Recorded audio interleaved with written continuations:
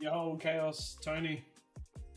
I did not realize, you know what, I'm just going to have to not run it as a podcast on YouTube today. It's just going to go into a new playlist we'll call podcast, and then when I'm ready to actually make a proper design, we'll list it as an actual podcast. Guys, why do YouTube it in their settings sometimes? It can be really annoying.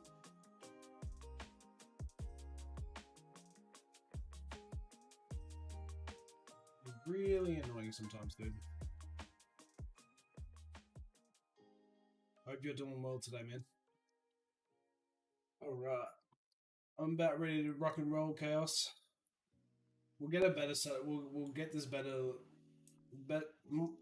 more improved and organized as we go on.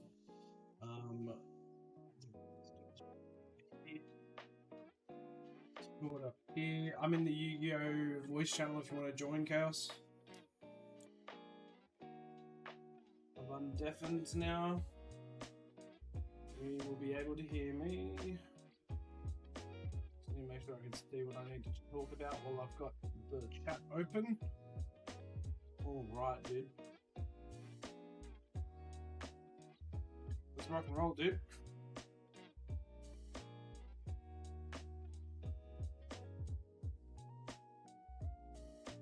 Let's rock and roll, dude.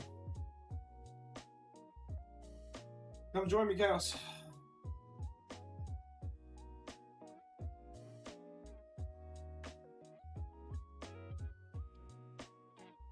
I am available to talk. All things. Chat, we're yet to determine a name for this. We're yet to determine a name.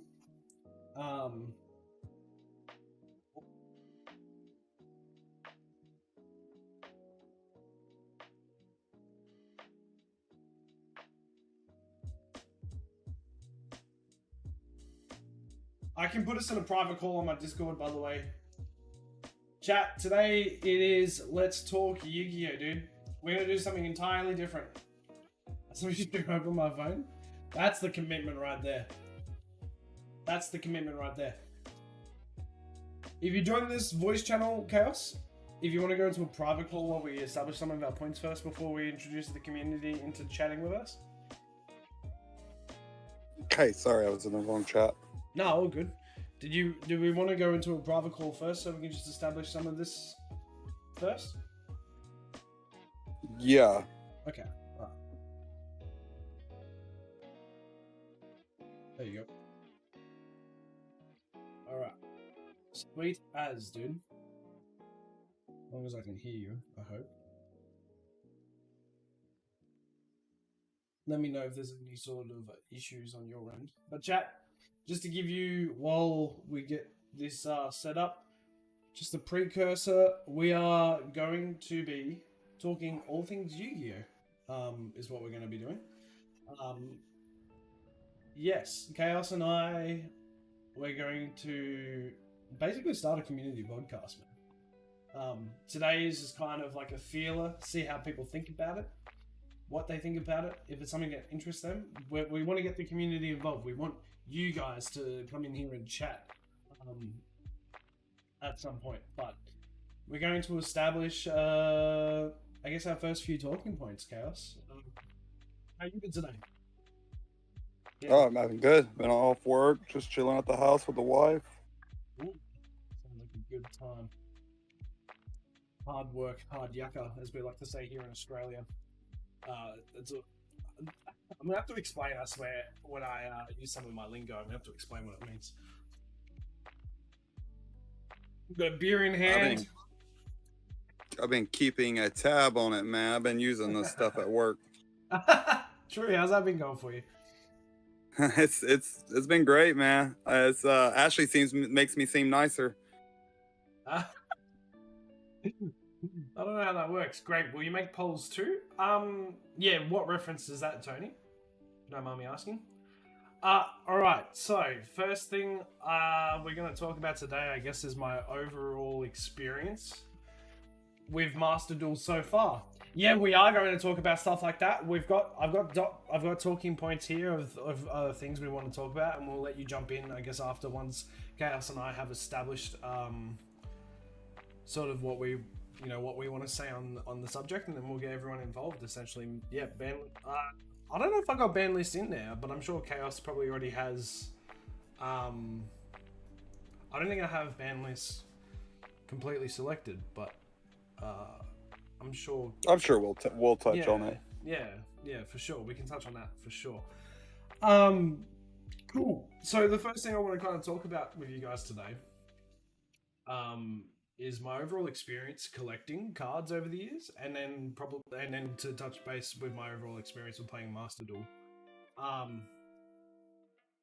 So, dude, like, for someone who, like, only started collecting, when was it? It was my first year, I think. The back end of 2020. I think that's when Toon Chaos came through. Right in the heart of COVID. And, dude, I'll be honest, like, I have cards, like, I've got cards in, like, this big-ass box over here. Commons, all types of different foil ones that aren't worth really a whole lot now because of how damaged they are. But I guess my like... I don't understand it, like, intrinsically as to why it is, like, almost so exciting. Maybe because it's just, like, the feeling you get when you pull, like, a mad, like, expensive card like the way I did yesterday, or maybe it's the thrill or adrenaline to do. But I actually love, like, outside of the price gouges, which Chaos and I have touched on today when we were talking to one another just before. Outside of the price gouges, man, like, I think there's, and maybe like people who are scam artists, which I think are probably, you know, they're buns, as we like to say over here.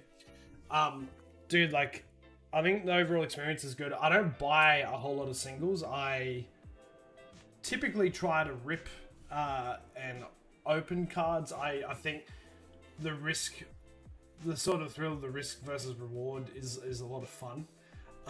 But dude, I like, for something that's just a piece of cardboard at the end of the day with some foil on it, it is, I don't know, it's a weird euphoric experience that I get when I get to do that and then share that with you guys, and you guys get to see it live and get hyped too. And like, dude, like, I feel like my experience in general, the one booster box that I first started with, which was Toon Chaos, like, kind of it, because I think of how lucky I got with that, like, I've seen that, like, I could get, like, one of the really cool cards, and maybe one day it'll be really expensive, or, you know, as in my case, it's gone down in value, but, like, because I'll never sell that card, like, for me, it's not necessarily just about the value, like, I feel like I just enjoy the overall experience of just being, it's almost like I get to tap into, like, my inner child, like, where I get to open up presents, but it's, like, adult version of just being able to, like, buy or get things whenever I feel like, dude. And like, when I was ripping open those Supreme Darkness packets yesterday, dude, I was having so much fun.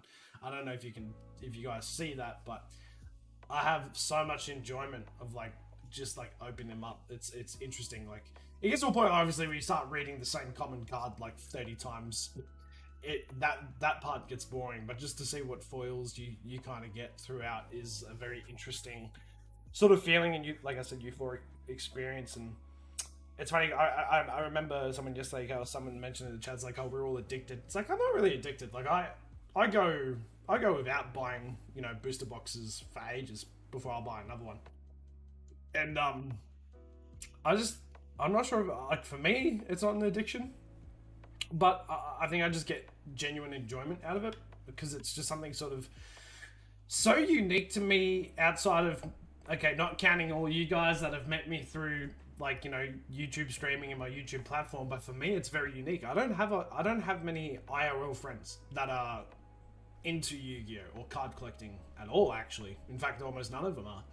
And I think that's another thing, because it's sort of, it's not like I'm a gatekeeper, because I love to post about it and, you know, be about the whole Yu-Gi-Oh! Scene at the moment. But it's kind of cool, because, like, it's almost, it's so unique in my everyday life, like, versus anyone else that I know. And even though they say I get enjoyment out of it and they're happy for it or whatever, that, you know, they're not enticed to get involved themselves. So it's kind of, in that sense, it's a really positive. Yeah, the Mitsurugi, after I had a stroke trying to say that word yesterday. I had to take the piss out of myself. It was well worth. But I just, yeah. Again, I think it's so. I don't know if you guys have like. Maybe you could touch on this, Chaos, but I don't know if you guys have outside of Yu-Gi-Oh, maybe, or maybe Yu-Gi-Oh is it, but you know, like having a unique sort of hobby that not many of your friends are into. Um, you know, for me, this is kind of it. Um, what do you have anything to add to that, Chaos? Like, is Yu-Gi-Oh sort of really unique to you, or do you have a lot of friends that are in the Yu-Gi-Oh space, or? Quite a few friends that do Yu-Gi-Oh, like nothing like on a competitive level, like they just want to just play around and stuff.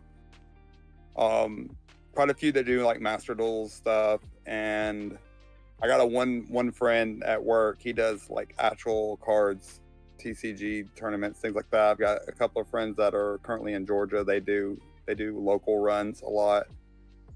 Right. Okay. So a lot of your friends are in the Yu-Gi-Oh space then. Or Yeah, some space of it. Mm-hmm. Right. And like, just to give a bit of information about you, because you guys are well aware about me, obviously. You know, were you a collector? You know, are you still collecting?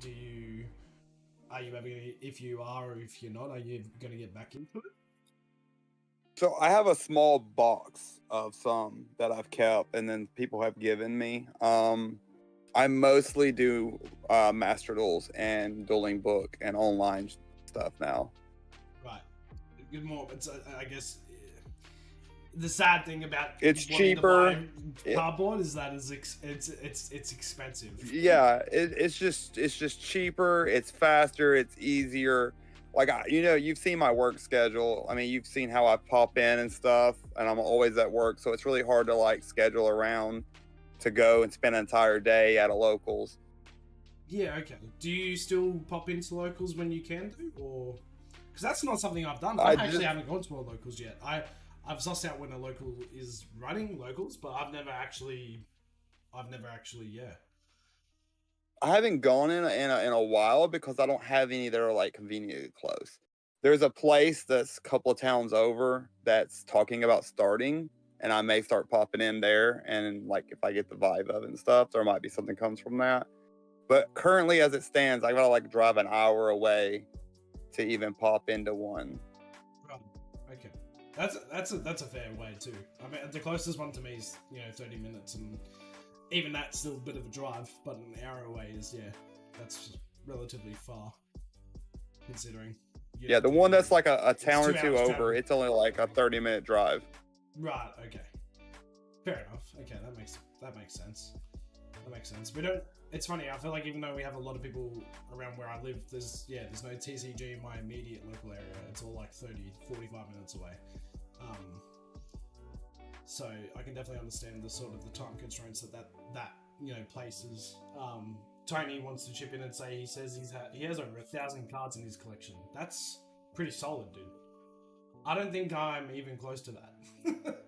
I'm not even close. I've got 3 binders and they're not even full. I definitely have over 1,000 cards, but cards worth of, most of them are commons, unfortunately, because I've just got nowhere else to put them at the moment. What's your, if you don't mind me asking, while we're on this topic of sort of collection, what's your collection sort of look like? Do you want to, you don't have to, but do you choose to disclose maybe some of your best cards or your favorite ones even that you have? That'd be really cool. I have Dark Magicians. That's like my biggest favorite one. Right. Old school Dark Magicians, the fusion. Oh, right. Is that a LOB? No, that wasn't LOB, was it? That came up. No, it wasn't that old. It's not that old. Yeah, when did Dark Magicians come to the picture? Let me see. Does it have a... No, I don't have a year on it. Probably what? 2016? Is that when they came out?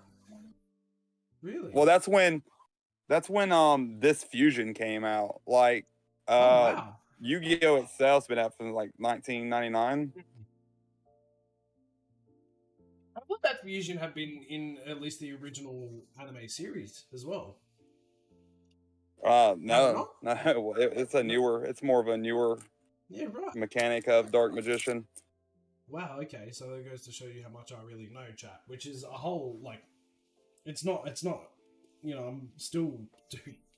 I'm there playing it on Master Duel thinking like it's an OG card, but it's actually really not. Okay, interesting. Like, wait, so what Magician's Rod and like Magician Souls, is that new as well? Yeah, those are rather relatively new too. So that would have been what the latest support for DM itself. Oh yeah, I believe it came out 4th or 5th Dark Magician structure deck. Yeah, right. And do you have any graded cards in your collection?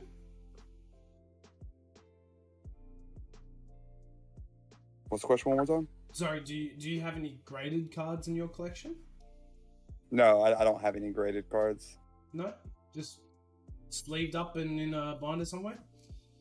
Yeah, these are just old reminiscences of when I used to go to locals and such, and a lot of them were like cards that some friends had found, or like I had one work buddy who bought a big box just to open for nostalgic sakes. Didn't keep none of them, literally brought them to work and said, hey, I opened these just for the funds of it, but I know you're into it. Here you are. That's cool. So that's that card in particular, or is that like just some of those cards that you have? That's just some of the ones that I have. Like when like Duel Links came out, I went strictly online. Right. I got rid of most of my cards. I kept the ones that were like precious to me and whatever, and I ended up getting rid of a lot of them because it got really hard to get to locals and things like that. Yeah. Right, okay. Single father, 3 kids, didn't really have a lot of time to go hang out at my locals. That's fair points to raise. I don't have those stresses yet. Yeah, stresses of just having children in general can make things a lot tougher, especially when you got hobbies like this, right? But yeah, that's. Well, I'm sorry to hear. It sounds like when you say that, it's like a. I mean, it feels like to me when you say that, it's like it's almost like you like it's almost like a not a loss, but it you know, it feels like you correct me, but you could run it back. You probably would if you had some time, if you weren't working so much. Yeah, if I had some time, I would definitely put into it. Yeah. I mean, but you still get the same energy from Master Duels. Like I can play on the rank ladder. I play anytime I want. Heck, my wife goes into the store. I can kick the game on my phone. I'm part of several Facebook groups and Discords that hold tournaments that give out prizes. They give out whole deck boxes if you come first. Really? Yeah, like whole boxes, whatever the latest box that's come out, that's like their first place prize. Well, for Master Duel, so you play on Master Duels, they mail you out that box. That's awesome, dude. Man, maybe I need to get involved in some of that, even though I'd get crapped on my rogue deck. Yeah, the tournaments are out there, and like, I mean, and that's just low end, just people putting together, and then like you go to the KC Cup or the DC Cup on this, and if you do real well and you have a team and things like that, man, there's an actual championship for Master Duels. That's sick. Jesse Cotton won it last year. They had it all televised, or well, not televised, but YouTubeized and everything. Yeah, right. Okay. Right. That's actually not too bad. Tony is saying that he used to go for locals for 2 years, but now he just IRL plays with some friends when it's possible. I've lost many friends that played Yu-Gi-Oh because of the change of region or even country. True. And so with the release of Master Duel, the game gets a different, equally interesting direction. That's fair, actually. Okay, dude. I don't know why this has been happening. I'm gonna have to like suss out my ISP. What the hell's been going on? Okay, I thought that was on my end. I was like checking some stuff. You know Jesse Cotton, right? No, I don't. Nah, it's not you, dude. My internet's been doing it weirdly since we've had a lot of rain. It just happens sometimes, unfortunately. It drops. Yeah, I've been following Jesse Cotton for a while. That's cool. That's cool. That's sick. Well, yeah, like, dude, I feel like it's such a cool like concept that these pieces of cardboard sort of link people from all the way around the world. People you would never even think could even be possible because of things like the internet and in the video game itself, and like it's really cool to see sort of how like you can generate friendships, through this weird ecosystem that allows you just to connect it, the like the touch of a mouse, and here we are, sort of thing. So, like, it I would say like collecting or being at least a part of the space is really really cool. I'm sure it is for other card games too. I'm sure it's probably people get the same feeling for probably Magic and Pokemon and all the rest. But yeah, I think my overall experience, I guess, with collecting and stuff, it's been really cool, and I hope to keep adding. Well, yes, I am going to be selling some. I'm not going to be selling all, and yeah, I'll have to give an update in like 6 months' time to see how I'm feeling about collecting, because I'm sure my collection will probably be a lot bigger by then. Well, hopefully it will be. Whether I can afford it or not will be another story. But the next sort of topic we wanted to touch on today was the Master Duel experience, which is kind of interesting. So before I go into mine, I'm going to give and people who are in the chat, you can give your sort of experience with Master Duel as well. But I'm going to ask you, because you've obviously been playing since it came out, Chaos. I'm going to talk about my Master Duel experience, but then I want to do that after I ask you about how your Master Duel experience has been. Being that I've only just started, you've been in it for a long time, you've been dueling, you've been to locals, you've got all that. So I want to hear it from you first, and sort of what your thoughts are, on your overall experience of Master Duel. Currently, I'm fairly happy with it. I think there's a little bit too many maxis, but they're slowly whittling away on that. But right now, I think Master Duels is in a good spot. We don't really have too much of a powerful deck. There's the tier list seems to be really open to a lot of decks. Currently, right now, I'm very happy with it. There's been some rocky points, man. But I think they're slowly getting the bugs worked out, and it's starting to really like smooth out. Well, tell me, educate me.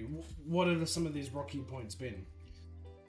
I'm assuming you're talking about metas, right? So what would yeah, with the meta streams, instead of taking what they've learned from the TCG and immediately coming in with ban cards that they know are just gonna rock and shake the meta, they bring them out full power. So when tier came out full powered, and it was crazy for a minute. Like you had a hard time doing anything. Yeah, slowly they did whittle it down, and now it's not as strong as it was. Still an annoying deck, but not as strong. But I get that from the money standpoint, they want to make their money off of it, so they pull it out full power, so you can go out, buy the pieces, give them some money, and then they whittle it and weaken it down because they know better.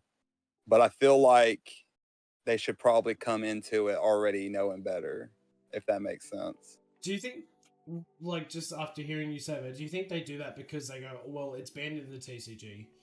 Do we give those players an option to be able to experience the full experience of playing it in the Master Duel meta? I think it's both. I think they're trying to give that experience, yes, but I really do think it's a money standpoint too.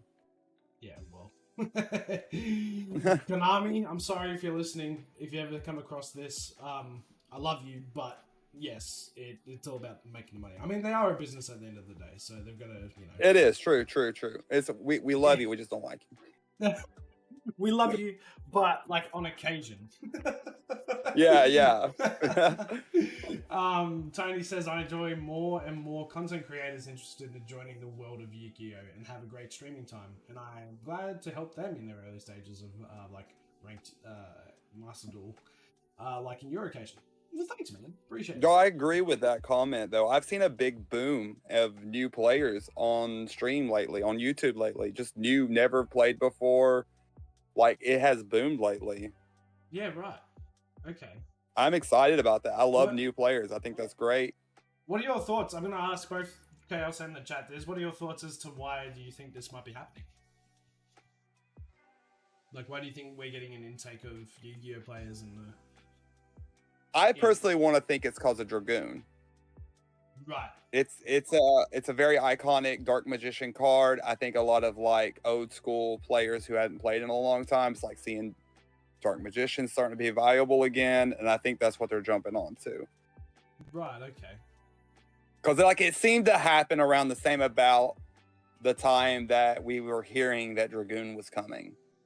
And then like within a week of that, I seen a lot of Dark Magician people playing, you know, a lot of Dark Magician decks started popping up on stream. People trying to get like the combos down and figure it out. And Right. Okay. so I think that's what really boomed it. Which is interesting because that for a long time he was banned, right?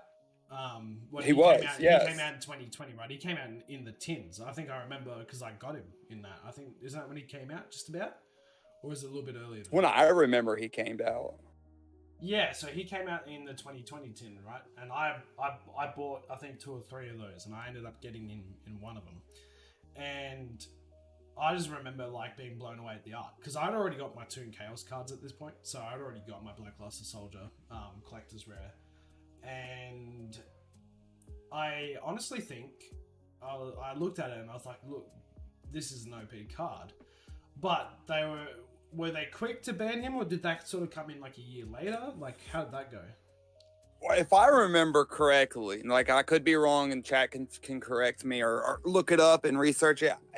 It was legal in OCG. I think when we got it in TCG, it was already banned, and that's what I was talking about with Master Duels. Like TCG already seen that it was too powerful from OCG, and then when it first came out, it was already put a stop to. And then they slowly, as power creep happened, was able to come back. Right. Okay. Because I remember when I saw it, like, he was Baron. Is Baron a newer card than Dragoon, or was Baron already out before Dragoon? Baron de Fleur? Yeah, Baron. Sorry, Baron de Fleur. Yeah. Yeah, Baron de Fleur was out. So. Okay. Baron de Fleur was out before that. Okay. Because it's interesting to me because I think, like, I didn't know. I think when I first got back into it, what inspired me to get into it? I think I was watching Sam from Team Samurai play Master Duel, and I instantly was like, you know what, I'm going to give this a crack. I've got all these cards. I should, I should give it a go. You know, why not? You know, I thought about. I used to play Duel Links a little bit until I realized that it was basically pay to win. So no, stop playing that. And Master Duel kind of has that issue, but kind of doesn't have that issue. And when I realized that, I was like, oh, I'll give it a try, and voila, here we are now. We're building a community around it, and for the most part, other than when I'm getting just stomped, I'm having fun. So Dragoon wasn't necessarily the thing that brought me into it, but I would say like it was kind of great timing that he came out when he did when I first started playing, because I think I played maybe a month.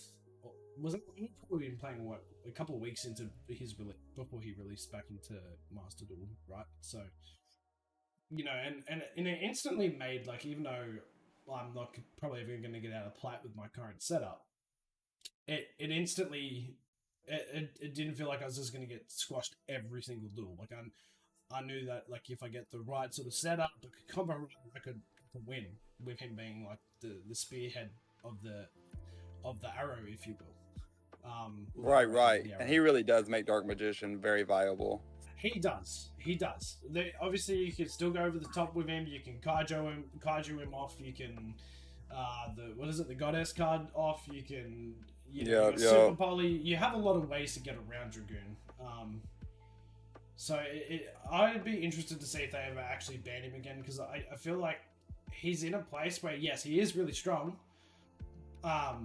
but you can still easily get over the top with him in most meta decks, in my opinion. And I don't know if he deserves a ban, unless they were going to change something about him and they just made him brain dead strong.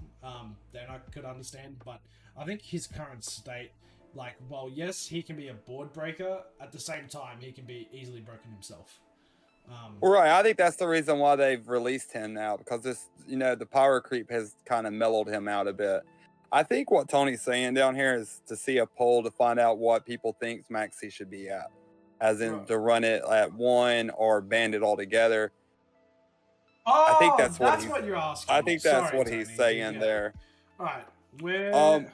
Because I kept reading it over and over again, and because I think they're going to ban Maxi overall. I think they're slowly doing it because they don't want people to decraft Maxi and then remake the March Armies and just do it like that. They want to wait until they're not selling them from the pack no more, and they've already gathered the money off of it, and then they're gonna, because they already got it down to 2, and I think the next ban list will probably bring it to 1. I think they're just going to slowly whittle it away. Right. So you got him down to 2. Wait, was he a draw 3 at one point? Oh no, you could have Maxi was a 3 of at the beginning, and then now this next coming ban list is going to go down to 2. Right. Okay. There we go. I'll put the poll up in the chat now. Yeah. Let me know. We'll be interested to see. We've already got 1 vote for banned. I think, look, being that and this might be just a little bit of bias, I think because my deck can suffer from draw power if I don't get the right cards, having something like a Max C, maybe at 1, I think is fair. Well, that's what the March Armies do, though. The March Armies do that, but better. Sure, but then I've got to just decraft what my Max C's to get a Mulch Army anyway.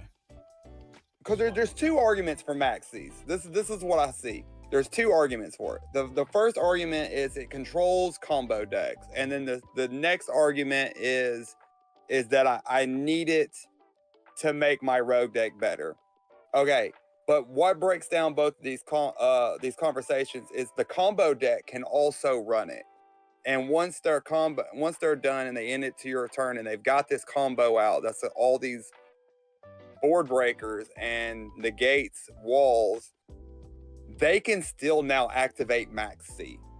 So now not only do you got to get through this board where you've got to special summon a bunch of cards to get through it, they can do that while having you under Max C. The Morphtronics cards say that you can't have any cards on the field. So if you've comboed out and did all that, now you've got all this board here, and you've got one in your hand, it's a dead draw. You can't activate that because now you have a field. So now I can figure out how to get past your board without having a Max C making your hand get big so you can just do it all over again. Right, okay. It's an interesting argument, I think, and maybe it's just the type of rogue deck that I have. But if I don't, say if I don't get my toy box, and then say if I have Magician Souls but I don't have spells in my hand or whatever, I can be really stuck quite easily. I would consider that if I don't get one of the options to either at least at the very minimum have a toy box, I'm in a lot of trouble. Which makes me kind of think back, how was I even playing? After playing this now, this Dark Magician setup that I currently have, I kind of think back as to how I played regular Dark Magician without these things. I don't know how I did it, because I'm like, dude, it struggles now. If I don't get the things that I need to draw. If I don't get my Souls Open, or if I don't get Toy Box, or if I can't combo Magician Souls off Toy Box, or if I get Toy Box, I gotta wait a turn. And it already, like I said, if you don't get the right things, you can struggle real quick with the Dark Magician setup. regardless. That's very true. But my point is you could get the same results out of the new Maxi. Basically, if you're going second and they're going first and they start doing their combos, you can drop it. It works just like Maxi.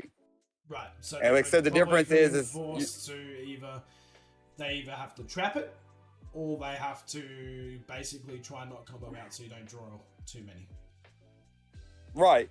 Well, yeah. Then it allows you to like shuffle. If you have so many cards in your hand, you can shuffle some back into your deck, so you can pick and choose what opening strategy you want to have, and then you bring your hand back down 6, and then you play your turn with the cards you've chosen out of all the cards you've just picked up. You get to pick the 6 that you want, which it comes into that spec. But if you already have a field established and you're going and you're good, then you can't activate it. I think okay, Tony wants to hear what my outright opinion is. My opinion is different depending on what deck I'm running. So when I'm running White Forest, it is so easy to search out every card that I need, even if I don't have it. Right? I'm not nearly as dependent on Maxi in that deck. And I'm not necessarily dependent on it in my current like in my Dark Magician deck. I'm not like that worried about it. Like obviously I'm going to prefer to probably, run Magician Souls into my toy box, link summon that way, and I don't know who's calling me. I might need to answer this, guys. I think I know who it is. Chaos, I'm going to get you to just take a lead on this for a minute, mate, if that's okay with you. Yeah. Yeah, I'll be back in a few minutes.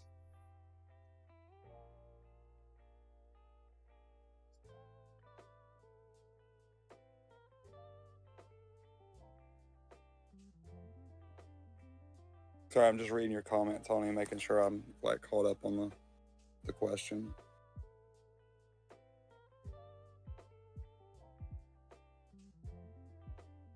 Are we talking about Max C? How many copies of Max C? Or are we talking about the Morphtronics?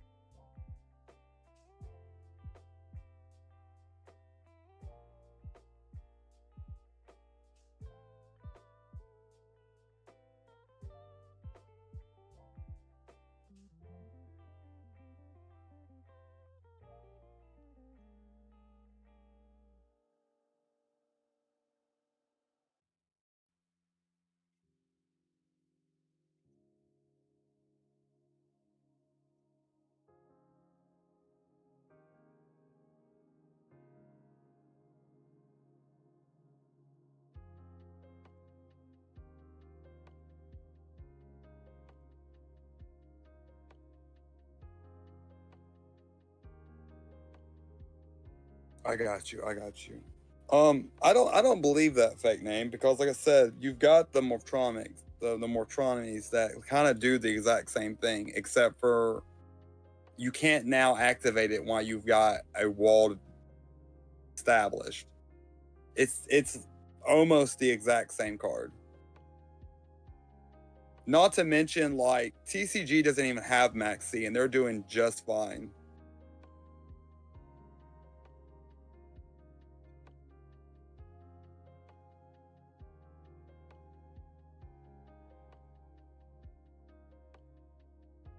I think the OCG just recently got it back at 1.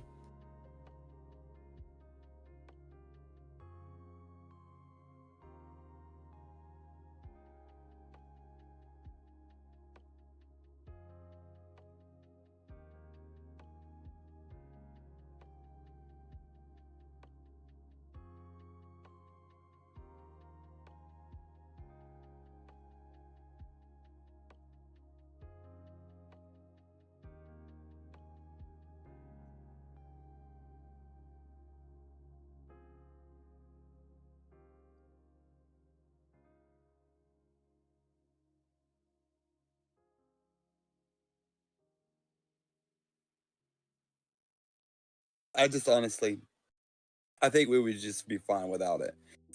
Before Matromix came in, then no, I would Macharmies. I'm sorry, I have to be looking at the words and say it properly. Before they came in, I'd say we needed Max C. We needed to keep stuff in line and everything, but I just think that they're a better combo line now.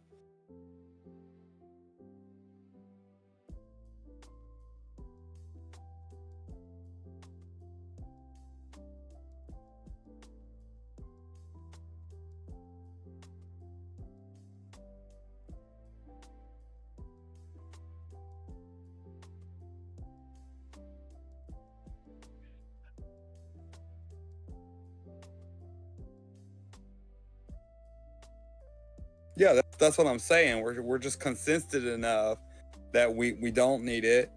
I don't feel like it's needed in the game anymore. It's not serving its purpose. It's now just a burden. Like I hate trying to break a board through Max C.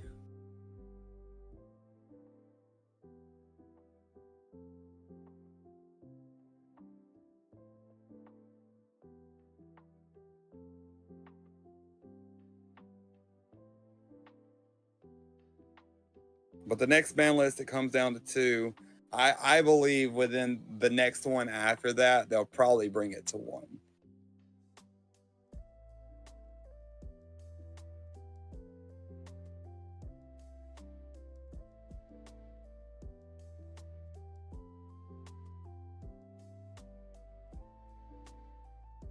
I run in quite a few of my decks, but mostly because I don't want to put myself at a disadvantage. Like everyone else is going to run it. Running it without even the intentions of using it at least gives me a cross-out designator target.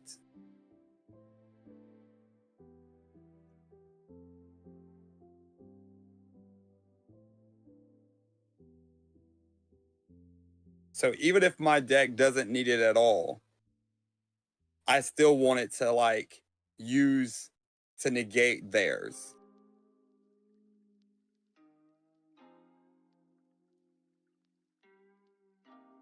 Always, I run Drawn Lockbird too. I like that card a lot.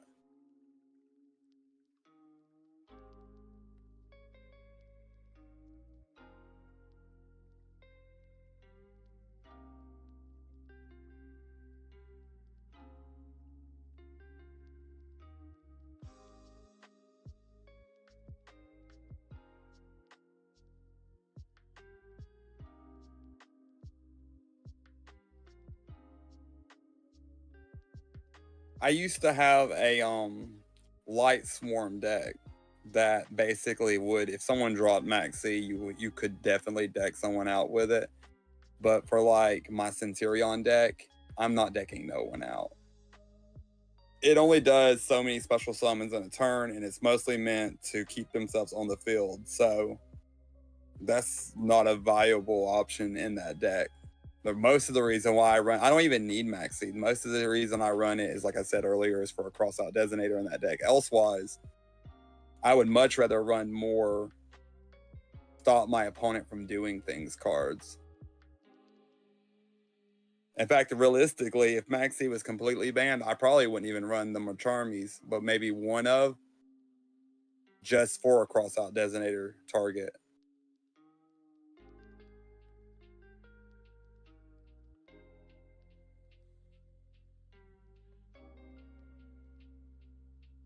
Yeah, Blackwing does have a lot of special summon power.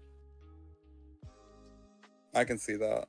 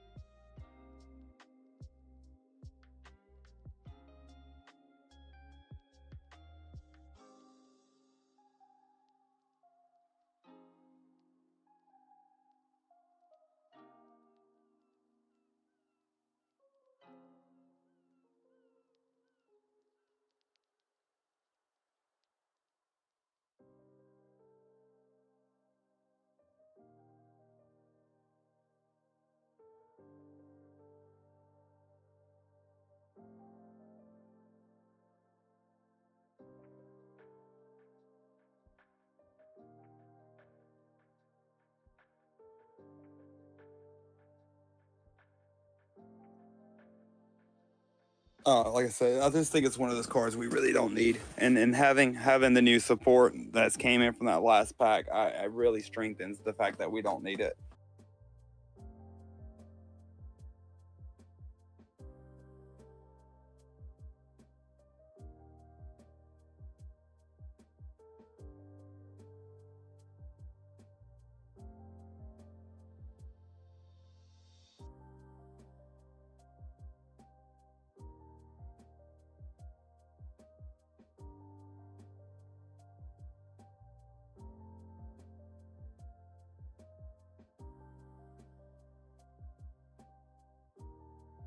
Secret Village of the Spellcasters. I like that card. I am low key kind of happy it's going, and realistically, I'm happy it's going. I'm happy, summon limits going. In TCG, these are okay cards, but in a best of one format, I don't believe we need so many wall cards. Like, I don't get a chance to step back, side deck in for these. So they shouldn't be able to rely on these to get a win, in my opinion. What's the question? Sorry, guys. I really had to take that phone call. I've been waiting for that phone call for over a week. I would be okay with it at like one copy. Like, one copy? I think it would be fine. But that's, yeah, we're talking about Secret Village of the Spellcasters. I could be okay with it at one copy because it really doesn't shut down too many of my decks. Right, but that's from a standpoint of that. Fake name. Sorry, not to mention I do have spellcasters too, so like that doesn't hurt me at all, really. Okay. So I could be okay with one, but like in other people's deck standpoints who don't have spellcasters or relies on their spell cards, it's a wall card. It's a wall that just stops people from playing, and it's a best of one format. I don't think that's a viable way to make people happy. I don't feel like I can't, like I was saying earlier before you got back, I was saying I can't step back and side deck in for this. And then I also can't like build a deck specifically to go up against that, because just because I played you with a bunch of walls doesn't mean the next guy's going to have a bunch of walls. Yeah, true. Well, sorry guys, I had to take an important phone call. Just catching myself back up as to what I'm reading in the chat. I think now you asked me, just so I get back on track here, Chaos. You asked me, Tony asked me, what do I think Max C should be at? I don't think it deserves an overall ban. I think I understand and agree with you, Chaos, but it can really be it is a card that has a potential to be for a rogue deck. The difference between being able to duel and the difference of just being OTK'd or smashed in a hand or two. Sometimes, not always the case. I get your point, but like I said, you've got the Voltronics now. Sure, I guess that's a fair point. But yeah, look, I think milling it down to one, it's not going to hurt anyone because, and I say this because most people are running hand traps, right? And most people are definitely running call by, and if you've got one and you have called by, it's not going to matter. Do you know what I mean? Like, sure, they get one hand trap out of you, but it's for one turn. You're not going to be able to do it again. So, unless you're running Mole Charmies at the same time, I guess. So, I mean, I'm not sure if an overall ban that's what people are doing. I think, yeah, but people were doing it. So, like, people were just so I understand, right? Because I haven't been in this space a whole lot of time. Were Talent and Thrust real big abusers when they first came out? Or they basically stayed the same? They pretty stayed the same. They've been a staple in a lot of decks, but like I don't think they were ever a problem. Right, okay. Looks like we have Starry Knight who might want to come join into this chat. Shall we ask him what he thinks? Oh yeah. Um, hello. Hello. Sorry, not Hey to. guys, I wasn't sure if I was in the right room. No, we're just in a private one, but we're gonna drag people in. For those who Oh, want to okay. talk, but we're sort of talking about our overall Master Duel experience, and I just want to, just before I let you go, Starry, is that my Uh-huh. overall experience with Master Duel is I think it's pretty well balanced for beginners. I think if when you begin, if like okay, so you guys probably began this off coming off the back of Duel Links, coming off the back of going to locals, and so you already have a decent idea of how things play. For someone who never played, I played a little bit of Duel Links. I played it for probably like a week or two. I For someone that came in with no experience and I guess got to platinum with a lot of your help, I can't sit here and be like, this was all me, man, because you guys helped me construct my deck big time, right? And we theory crafted and we tried things, we took things out, we put different things in, we took other things out. I think if you've got people around you like who are as experienced as you guys are, I wouldn't be where like, you know, not that platinum to me in this game is even that high of a rank, because I definitely think going higher than platinum is probably where you start to see people shine. But I think considering I hadn't played or had rarely any sort of experience of dueling prior till what, December, when I started playing this game, or was it like late November? I think the experience, like, yes, while you guys see me get triggered and I crash out sometimes and blah blah blah and I get pissed off. That's more of a reflection of me being hyper competitive, even though I'm not that good and don't have that great of a deck. Well, it's okay.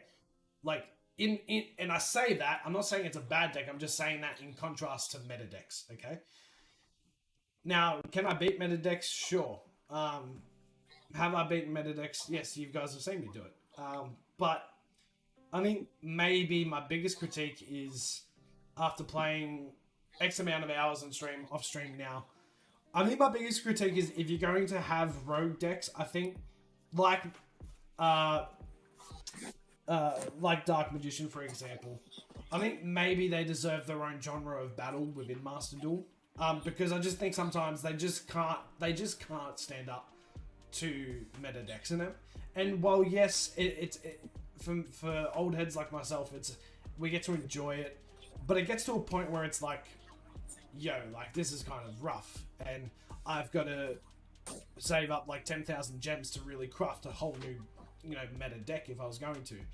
And so it's like, I think my only critique is give those people an option to just run rogue.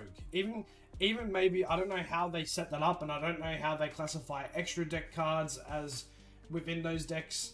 But I think if they want to run old school rogue, there should maybe be a subsystem within Master Duel where you've got like sort of more focus on rogue players playing against rogue players. Now, I can easily get stomped by other rogue players, as we saw yesterday to the heroes. He just smashed me both times. One of the biggest reasons was why he had Max C. I didn't have a hand trap to stop it.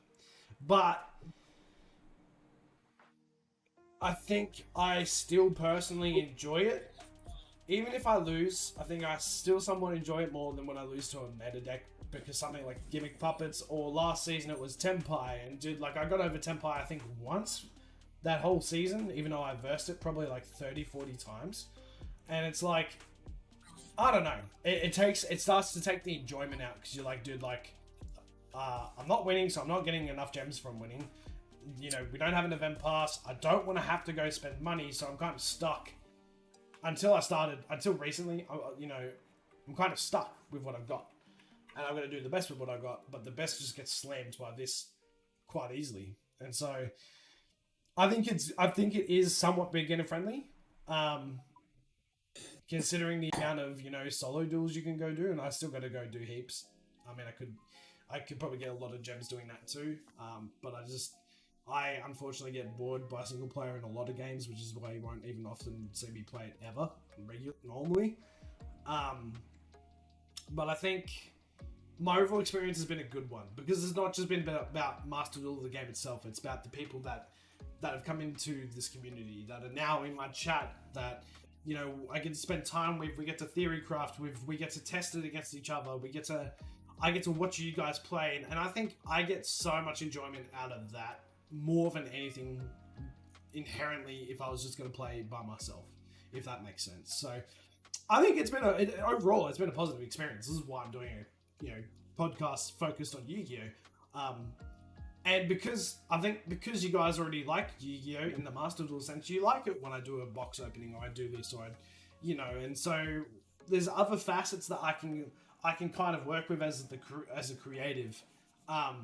That doesn't just limit me to Master Duel. If all I could do was Master Duel, that was the only way for you guys that you would want to spend time talking to me or spending time in the chat, I think I'd get over it real quick. But I think because I got other options, it blends it out a bit. And it makes it more enjoyable. And so my overall experience with Master Duel, it's I wouldn't say it's negative. It does have its negative sides, just like any game does. I'd say it's been a positive experience for the most part. To add to your statement though, the reason why you have a positive experience though is you learned properly. YuGiOh is not in a very good state for new players right now. If you came in, like you said, if you came in all by yourself and tried to learn it, you would probably got frustrated. You probably would have quit. But the fact is we got you on one deck. You learned that one deck. You had people helping you, which is a great way to start YuGiOh. That's how you start YuGiOh. Yes. Otherwise, I have no idea. So Tony said we want to hear Starry. Unless you got anything else to add on top of that, Chaos. No. Well, I've been We want to playing hear Master Duel. so just to prep. Sorry, just before you start, it's to, how do you feel about what's your overall experience of Master Duel? Okay, so I was excited when I heard Master Duel was coming out because I enjoyed the TCG a lot. I just work so much, though, unfortunately, I can never make it to a local tournament. But I try to support the community as much as I can when stuff comes out. I'll go to locals, I'll buy stuff. But, it's really just convenient for me to play Master Duel, even though it's like a mixture of the OTG and TCG ban list. But it's different because when I do occasionally go to locals, the fact that they don't have Max D, but then Master Duel does, it's a slight variation enough where it keeps it both fresh. I haven't been playing the whole time. I kind of gave up about 10 years ago, kind of mid-synchro, I think. Way before Pendulum came out. And then I think when Dark Magical Circle came out, I kind of came back into it because of new support for DM. Obviously, that worked for Konami. And I've been kind of like touching bases on and off, since then. But yeah, I enjoy Master Duel, but there are times, like right now, I think I haven't been playing as much as I used to because I just get a little burnt out. Some formats are worse than others. And I like the challenge of facing the meta decks, but sometimes I just I don't play Master Duel for like a month. Like before I kind of joined your chat, I would go on and off sometimes for long periods of time. And that's just because, I'm busy or also I'm just burnt out of losing to the same OTK deck. I do need a little variety. But yeah, I mean, overall, I enjoy it. Okay. But there is a balance. Do you think you enjoy it? Did you say? So I just want to take something that you said. Then before you came to my chat, you were playing it a little bit less. But are you playing it more so because we're doing dual rooms specifically? Because people are just playing other than Centurion Chaos Weaver deck. People are playing different decks that they have, and it's not really we're not playing for ego. Yes, I will whinge, bitch, piss, and moan. I'll tell you that, Chad. I'm a sore loser. For real. I am. Don't like it, don't watch me. But I am that. I am that. But it's but for me, I still have more fun with it than what I do ranked currently. So yes, that's why that's why I ask you, because for me even it's been more fun than ranked. So are you getting more enjoyment out of, because it's a community of people where we're regulars. We've got, you play your troll deck.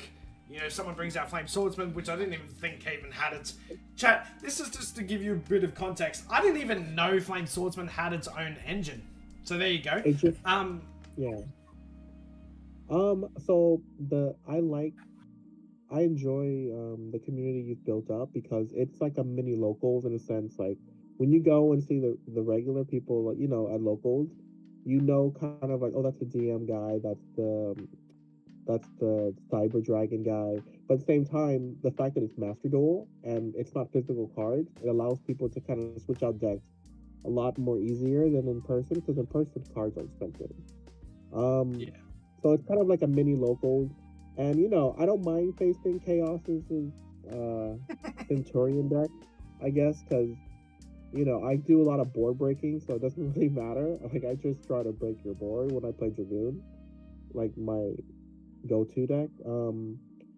But for the most part, I think you're building a good community. It's just like a locals where you go in, you can just play a couple of your friends, and then when you got to go home, you go home. You know what I mean? It's just, but it's just virtual online versus in person. Okay. I see both points. I actually like the rank. I like going against meta decks. I like the vibe of it. I like the feel of it. I love coming into your duel rooms and playing with y'all and discussing and things like that and talking. I like to do that.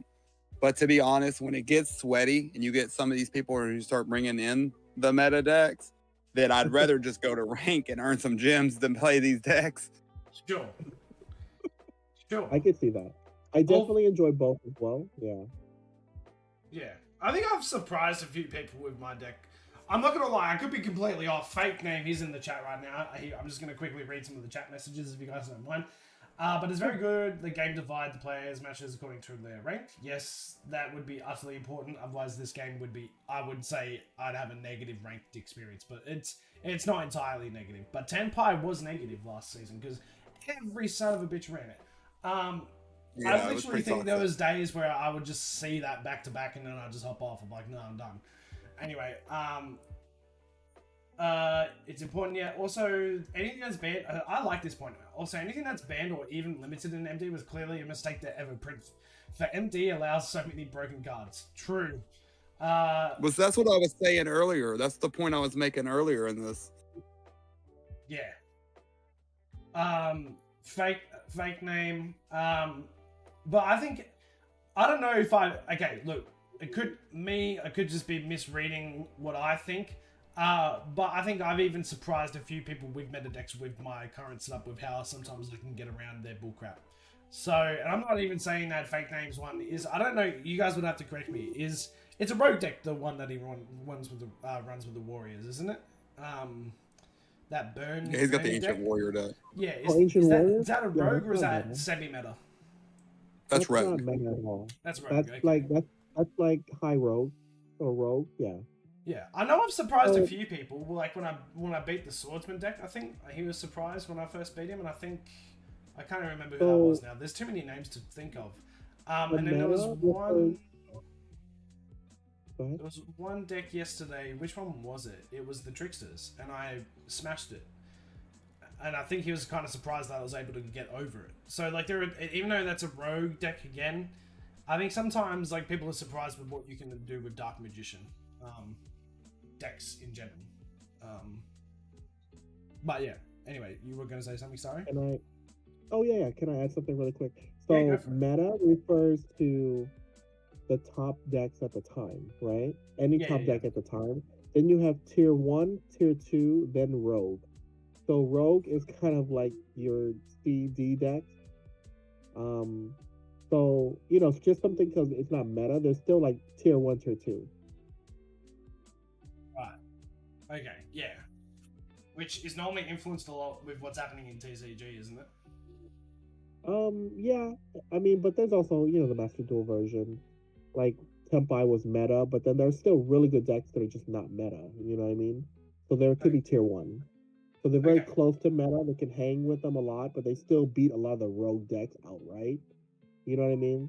Like when I had that luck deck is like low tier rogue because it can't go up against the meta or tier 1, tier 2. You know what I Right. mean? Yeah, that's all. Just so it's not just meta and rogue. There's like tier 1, tier 2 as well. Right. Okay. Fair enough. Um, we're on to, I guess, the next point that I wanted to raise while we're talking.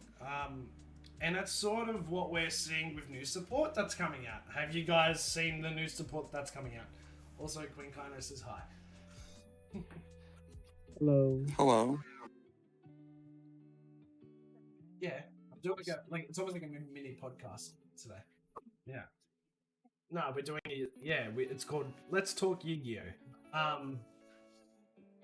So I mean, the Blue Eye structure that's coming out in like a month, right? So yeah, February, but we're talking sort of actually, further down the line. I'm not talking about Blue Eyes. I think because that's people know what's coming with it, right? We already sort of are aware of what's coming with it. We're sort of the I think the two decks that Chaos and I wanted to talk about today, and we wanted to ask you lot, is the brain control card coming out, or the brain control support coming out, and in the OCG, as well as the Dark Magician Girl Shining Sarcophagus support coming out. And I don't know, have you educated yourself with it yet, Starry Night? Do you sort of know what's coming with that? no, I don't. I'm really low on the on the information list. Like I rely on you guys to keep me updated, or like people in the community to be like to post. Oh my god, you see this? Because I don't actively go out and look for stuff. Well, I'm actually going to do my research more often because, I mean, if we're actually going to... Guys, should we actually make this a proper community podcast that I put on YouTube? Because today it's going up as a live stream. I didn't realize I had to have certain... Dude, I'm not allowed to have a 1080p thumbnail. It has to be a square thumbnail for a podcast. So... do you think we should genuinely make this a podcast? And because that leads me to another thing. I need to make a name for the podcast. But Let's Talk YuGiOh sounds pretty good. But it'll be. I think you throw everything against the wall and watch what sticks. You know, we try it. If it works, it works. If it doesn't, it doesn't. You know, you could become more. The podcast could take off way more than the streaming could. You know, so it's good to try both. I mean, it's good to try both. You never know. You never know. It's actually a fair point. You never actually know. Well, I have to structure it a little bit more differently if we are to go down that route. Yeah. But Chaos was like, you know, I was kind of like going, well, we should do things on the fly. And then he was like, no, we should really have some structure. And I'm like, well, that's a fair point. So one of the things that he mentioned in said structure was talking about new support coming out for cards in the OCG, which means obviously we have a lot of time before it probably hits us and then MD itself. But I believe people have converted from, I guess, the Japanese OCG writing to English, and it's Dark Magician Girl, the Apprentice Magician, and it's a level 6 Dark Spellcaster effect. Same 2000, 1700, 2000 attack, 1700 defense. And based off what this person has ciphered from the conversion is that it reads, you can special summon this card from your hand by discarding one card. And if you do, its name becomes Dark Magician Girl. You can only special summon Dark Magician Girl, the Apprentice Magician, once per turn this way. It gains 300 attack for each monster in the graveyard that mentions Shining Sarcophagus. If this card is normal or special summon, you can add one Shining Sarcophagus from your deck to your hand, and you can only use this effect of Dark Magician Girl, the Apprentice Magician, once per turn. What are your thoughts on that, Chaos? See, I love this, and I think this is something Golden Sarcophagus really needs. The fact is, they need more search for the spell card, because the spell card does everything. It makes a great going first and a great going second, because you can go first, you can open with this, drop it, get your golden star, and then use your gadgets to get another spell card. and work off from there. You can go second with her and she becomes a beat stick after you've Gendora'd or whatever. Okay. Because I don't really have much of a say on whether it's good or not. I'm not that well in tune into, like, you raised a point earlier, which I think sort of goes into what I'm about to say, is I'm so focused on my Dark Magician deck and I'm still learning with it. There's still times where I'm like, oh, I can actually combo this way. Huh. And so I don't really... I haven't educated myself on other decks. I probably really should with Shining Star. Being that it's at least the base engine sort of with horror. It runs with Horus, right? No. No? No. No. So what's the difference between that and the Horus? Is that King This Sarcophagus? Horus is a completely different engine. This is for That's King Sarcophagus, but it's not Shining Sarcophagus. It's just a different. Right. Different This is very like similar little to- Yugi's deck. Yeah. Right. So, do you mind if I give you my thoughts on the card? Yeah, go for it. Okay. So this card is basically a retrain kind of Dark Magician Girl, right? It improves upon every single effect of Dark Magician Girl. The fact that DMG, this allows itself to summon itself basically for free. Not for free, but at least it has a way to special summon itself versus Dark Magician Girl having no way to summon itself. You know? So that first, even if it only had the first effect, it would still be better than Dark Magician Girl. The second effect, where it basically searches for Shining Sarcophagus, that fixes a huge flaw in the deck, because Shining Sarcophagus isn't good at the moment because it's really inconsistent. Welcome You in, just have Maxim. 3 Sarcophagus, you have 3 of the gear, the gadgets, and you're gonna just hope you draw into it. You know what I mean? But the fact is, if you play your gadget and they ash it, this is the backup plan now. You know what I mean? Like, okay, you ashed me, fine. Now I can summon this one, and then I can still search for it, and you wasted your ash. So Right, okay. the fact is, it's good for an extender, and it's good to follow up, and it's good consistency. So all those things alone tremendously help the deck, because right now those are the weaknesses of Shining Sarcophagus. It's like every once in a while you'll get Gandor and you'll blow up the field, but then every once in a while you'll brick and you have no way to search Shining Sarcophagus. You know what I mean? Yeah. And then the last effect is just kind of the regular DMG effect, but instead of just only counting Dark Magicians in the grave, it counts Shining Sarcophagus cards. So those are every single thing. So that's a huge potential, at least better than DMG, original effect. Yeah. Because, other than your Dark Magician, and you only play 1 or 2, you're not going to get that much of a boost. But at least this has potential, if late game, mid to late game. So I hope that, gives you a little perspective on it. Yeah. And I don't even play Shining Sarcophagus. You know what I mean? Yeah. I just felt it was too inconsistent just looking at what was out so far. True. Outside of it being a meta threat, I just want to say, with its promo, it's gonna have QCR in it. So you might even see your boy go to collect when it finally releases in TCG. Because, bro, I would definitely, if I'm assuming, based on the fact that it's like the promo card is the sample, that this card itself will get a QCR. So, and you best believe your boy will probably always chase any card that's a Dark Magician card related that has a QCR in there. So,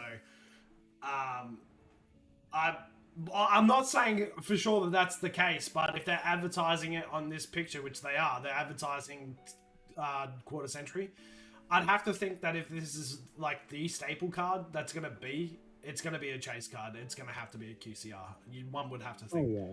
So if that's the case, you might see your boy from a collector standpoint try and go for 1 or 2 boxes or 3, maybe, depending on sort of where it sits at and how hard it is to pull. So just on that collector side of things, more so away from the actual game itself. But, and that intrigues me because, I don't really play TCG. I don't know if I ever will. I just don't know if I can commit the time. Yeah, I definitely would.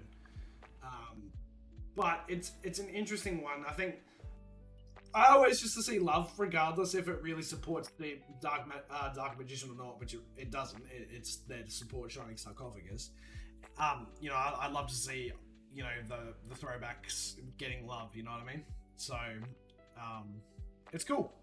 And I think again, it's definitely gonna sort come of out. to Chaos's point earlier, it might be another way that old heads might want to get back into it, because there's another Dark Magician card, and even if it's just for collecting, you will see old heads go, okay, well, it's a Dark Magician girl, like she'll sell or she'll be valuable or whatever else. Like it's cool.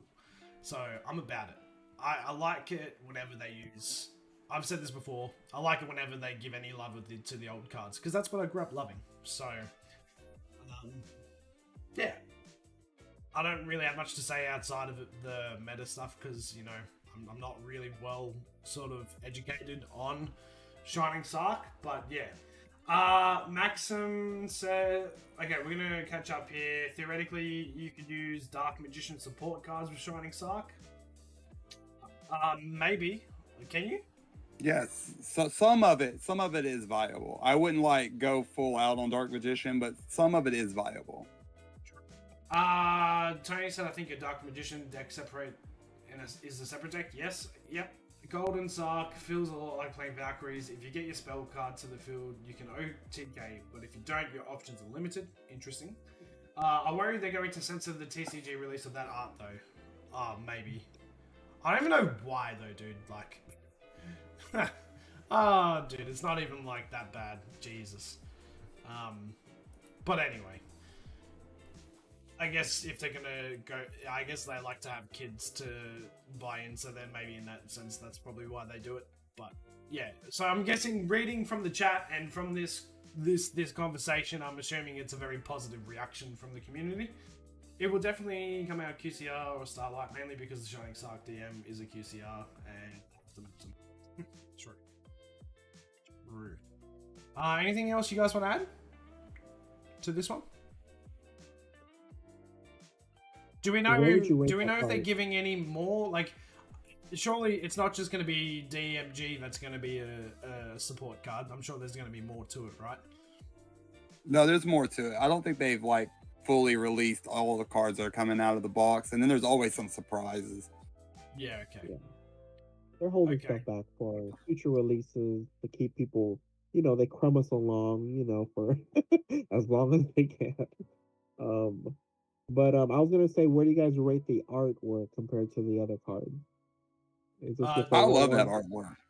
I love it too, but again, if they're gonna censor it, so they change it because they like to have kids. They definitely will. Then yeah. I'm not necessarily against that idea, but then I don't know, who's the one. I just gotta think. I think adults are normally going to be the ones that are going to be dropping money on cards, so I don't know who are you marketing to, Konami? Kids or adults, in my opinion. Would it be crazy if they like did a QCR like with that art, but then every other version would just be censored? Or would that be too weird, huh?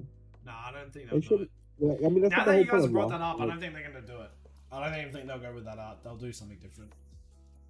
Yeah, at the worst, they'll pull her top up more, and they may give her like some of those tight pants underneath it. Yeah. Yeah. Dang. Whoever drew this, they knew exactly like what they're doing to make it hard. They made it like because they wanted to give the problem to the person who's gonna censor in the future, because they showed too much thigh and top. Yeah. So it's like, look, guys, we're not going to talk about getting, you know, bricked up over a Dark Magician Girl card, but, you know, I as a man can see why, you know, the Bay of YuGiOh getting censored kind of sucks, but it is what it is. I'm not really against it. I understand why they're doing it if they're going to do that. I was merely expressing the challenges of censoring it only, okay? I was just saying that whoever drew it was trying to give a hard time to the person who's going to eventually censor it. That's all I was saying. Yeah, it's funny. You look at the TCG versus the OCG, and you go, man, she goes from like a B cup to a double D cup. That's crazy. Anyway, next minute, let's go to the next topic and get off that. The next one we wanted to talk about was Brain Controller coming in. Again, it's on Japanese OCG, but I'm going to read what it does. I'll read its attack level. It's dark. It's a level 1. Its attack 100, defense 200. If this card is normal or special summon, you can add 1 brain control from your deck to your hand. If you pay life points, you can target 1 face-up monster on the field that has a level and declare a level from 1 to 8. It becomes that level. If this card is sent to the graveyard as synchro material, you can special summon this card to your opponent's field in defense position but negate its effects. And you can only use the effect of Brain Controller once per turn. So what are we sort of thinking about Brain Controller coming in as a synchro or a tuner monster? Okay, I like this card. I don't think it's going to be very viable, but I like it. If I could see it being ran as 2, run 1 Brain Controller as 1. I think they really messed up Brain Controller, which is the reason why it won't be. But it would give you a point to run 1. It could go first, it can go second. It's a double tuner. So, like, for example, I can summon it, I can special summon, I can perform a synchro. Say I go TG Librarian, put Brain Control in my hand, give it to my opponent, and then I can activate Brain Control, give it back to myself, do another synchro with it, etc., etc. I could go second with it and then use its effect, get Brain Control in my hand, take one of your monsters, use it as a synchro material. Right. True. Fake Name said Link monsters can break it though, because you can place it anywhere on the opponent's field. So you could benefit them because they could link it off, right? Well, yeah, if you leave it to your opponent's side of the field, but it gives you Brain Control, so you would be taking it right back with your Brain Control. Right, okay. No, if you synchro with it. No, So but basically, if you summon it first, you add Brain Control. Then if they already have a monster you steal with Brain Control, then you synchro summon with both those monsters to get your new synchro. And then because this card was sent to the graveyard by synchro, you special summon to their field for an attack. Right, but that wouldn't be the most ultimate play with it. Your ultimate play with that card would be summon it, get your Brain Control, synchro with it, and then use your Brain Control to give it back to yourself to synchro again. You wouldn't want to leave it on your opponent's field. That's cool. Okay. You already have a little setup, so you need a little setup. But then you can like, yeah, I'm sure like other people have a better strategy of it, but like that would be my thought on how I would use it. Okay, that's more plus. So you could sync, but it does say though, if you special summon this card to your opponent's field in defense position, you negate its effects. Can I mention one card? Sure. What's it called? The one that you used to summon Ogre out? I wouldn't know. It's a quick play spell that summons a psychic from your deck. Shoot. I'll have to look it up. Yeah, but you wouldn't need its effect anymore though. Sure. I see what you're getting at, but like you've already used its effect to get your Brain Control, and you've already used its effect to special summon itself. So now you just need it as a tuner. So when you get it back, you don't need its effect. It can be negated because you're just using it as a tuner to synchro. Well, I was just saying that there's a way to special summon it right from the deck, you know? So you can search for it and just have it summoned to the field, plus it's a tuner.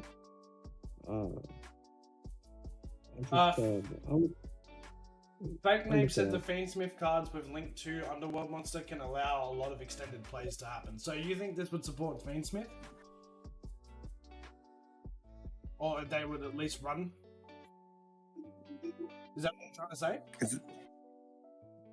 I don't play Fiendsmith, I'm not sure. No, if it was a light fiend, I could see that even more. Because ultimately, it's just another way to synchro, right? So I mean, it is. It's just another way to synchro. It's just a double tuner. Your first turn double tuner. It's how I see it anyway. Which could get you cards out like, Chaos Angel, potentially. So the card is called Emergency Teleport.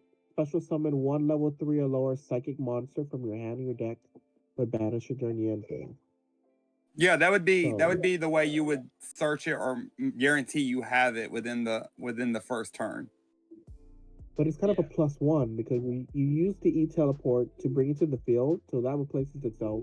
But then immediately upon summoning, it resolves to add you a brain control. It's a +1, and if you steal a monster, Right. you know what I mean? So, I mean, it pairs well with emergency teleport. True. It's a level 1 only though, unfortunately. But anyway, all the general negates like Baron or Ben, so it doesn't really matter. Well, I guess not a Master Duel, but a 1 would be kind of hard. You would need like a 9 or something high level. But yeah. Well, anyway, not if you synchro climb with it. If you're using it as a synchro climb, if you need like a synchro monster to pop an effect and then you don't need it no more, or if you need a synchro monster in your graveyard. Tony said it's good for fabled cards too. Okay. So like the core, for example, it basically allows you. It's a level 6, so you can synchro with it. It'll allow you to pop something on the field, which you don't have to do, but you can do. And then when it goes to the graveyard, you draw a card. So it would be a way to add another plus to that. And then he's a tuner 6.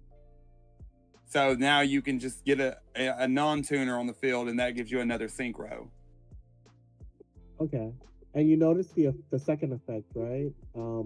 If you pay life points, you can target a face-up monster on the field and make it between, I guess, 1 and 8. They don't want to do 9. Yeah, it gives you because whatever it level you early. want to make whatever synchro monster you so choose. Right. I was saying, you notice they didn't put 9 because then you can make Baron and stuff like that with a 1 Well, that's and what a I'm 9. saying. You could do Chaos Angel with it as well. You It could even can, be yeah. something I would even run for Dragoon, so that, like, say I get Dragoon out first turn, you know, they don't get him off their turn. Then I can go into brain control, you know, pull out my Chaos Angel potentially, running with Toy Box. I've got, you know, I get the dark, then I get the dark and, you know, light benefits of running that. So then my Dragoon is almost nearly, outside of like Kaiju or something, nearly really hard to get over the top over. You could then, you know, if you get it back, you could link it potentially. If you get another monster out, you could then potentially go for SP Little Knight. Like, that's like my ideal world with my current setup is if I've got my E-Soul, my Salvation, my Circle, and I have SP Little Knight with Chaos Angel and Dragoon out there. I struggle to see, unless you've got Feather Duster, which I can negate with Dragoon if I haven't used it yet. That's a very hard board to break. So, like, you might even catch me running it potentially. You know what I mean? Yeah, and it makes brain control a viable card. Like now, brain control is searchable, so running one of it is not so bad now. All the OTs are gonna go up, right? OT first editions. Get them now. Market watch. Fake name said Moon of Closed Heaven is the link to I was talking about. Okay, I don't know what that card is. That's the opener for Fiends. It's a Fiend Light Monster link that you can use to start the Fiend Smith lines. Alright, okay. Then you've got. So if your deck's not optimum for Fiend Light monsters, you can literally just throw that in your deck, and then any monster becomes her, and then you can turn her into the Fiend Smith link, and then start your Fiend Smith lines, even though you don't have a deck full of Fiend Light monsters. Right. Okay. Tony also mentioned that maybe a Mayakishi archetype as well, maybe? Oh, that synchro zombie one. Yeah, I'm no idea what that deck is. Basically, this one girl comes out, she'll synchro, and then if she's sent to the graveyard, she resummons herself. So you go from like a 2 and a 2 will make a 4, and then the 4 will come back out, and then she'll come back out, so it'll make a 6. And then she'll summon herself again, and you go 8 because you keep adding 2 more levels to the synchro. Yeah, right. You sling this in that combo line. Yeah. Oh, nice, dude. Yeah. It's just another way, yeah. Yeah, okay. Yeah. It's a good going second card now that I think about it, because you get brain control, you know? You could even do it, even if you wanted to. I could whack it in my White Forest as well. Yeah, I just wouldn't want to leave that on my opponent's field. Like, just any way, shape, or form, I wouldn't want to leave my opponent with that. Like, the only advantages I can see with leaving that on my opponent's field is now, like, If it's ultimate and permanence is cut off. Kashtiras are cut off. Like, that's the only times I could see would be a perfect idea to leave that over there. If you know you're playing a cash player, or you think you're trying to play around impermanence, those are the times I would want to leave it over there. Yeah. Right. It's a psychic too. If you can somehow get it to their field and activate like rivalry or something. But The new Tinny support, the new synchro deck, the Tinnies, that shuts them off too because it's an effect monster on their side of the field. They can't special summon. Okay. Man, now that I think about it, some trolley decks can be made with this. Awesome. Right? Yeah. Yeah, you could use it on any deck that's pretty much synchro dependent too, right? Yeah. If you think about it. I'm sure you can benefit off it in your Stardust or whatever as well. So if it you're running steals that. a monster and it makes that monster any level you need for any synchro you have. You know what I mean? So it's versatile. Since you brought up Psychic Teleporter too, which is a perfect little lineup too, you could run this at 1 and run a Brain Control at 1, and then run your Psychic Teleporter at 2, and then use that to fetch it instead of having 2 copies of that in your deck and like potentially at some point dead drawing, because Psychic Teleporter can be used for any other psychic monster too. Like teleport, emergency teleport, you mean, or is that a different card? I'm not sure. No. You're talking emergent teleport, the one that searches out a psychic monster and special summons to your field. Right. Okay, I want to make sure we're talking about the same card. Okay. Yeah, I would say like an engine would be 3 of those, 1 of these, and one and then going second. 1 brain control. Yeah, that way you're not drawing it just randomly in your hand, because you don't want to draw it. You want to draw your spell card, and then have a couple other good psychics in your deck for targets just in case. Yeah. I definitely see. I think it's definitely going to be a big one, because just the amount of decks we've just mentioned that it will affect, or you can utilize it in, you know, rogue decks, meta decks. It'll probably be a good pickup to have, because the price might go up if someone finds something crazy combo with it, you know. It would add consistency for a deck like Punk. No, I agree with you. Fake name. Yeah, it really would. And it gives you more targets for your spell card, so you're not just chasing after that. So if it happens to be in your hand, you're not hurt anyway. That's true. Okay. So I guess the overall reaction from the community in the chat and in this call is positive. It's a big one. I'd say I would actually argue it's probably got like a bigger impact than the Sarcophagus support, because that just helps Sarcophagus, not necessarily how many other decks you could run this in. Yeah, you could probably slip this into any like base synchro deck and it would probably be all right. Like I don't see where it would hurt it too bad.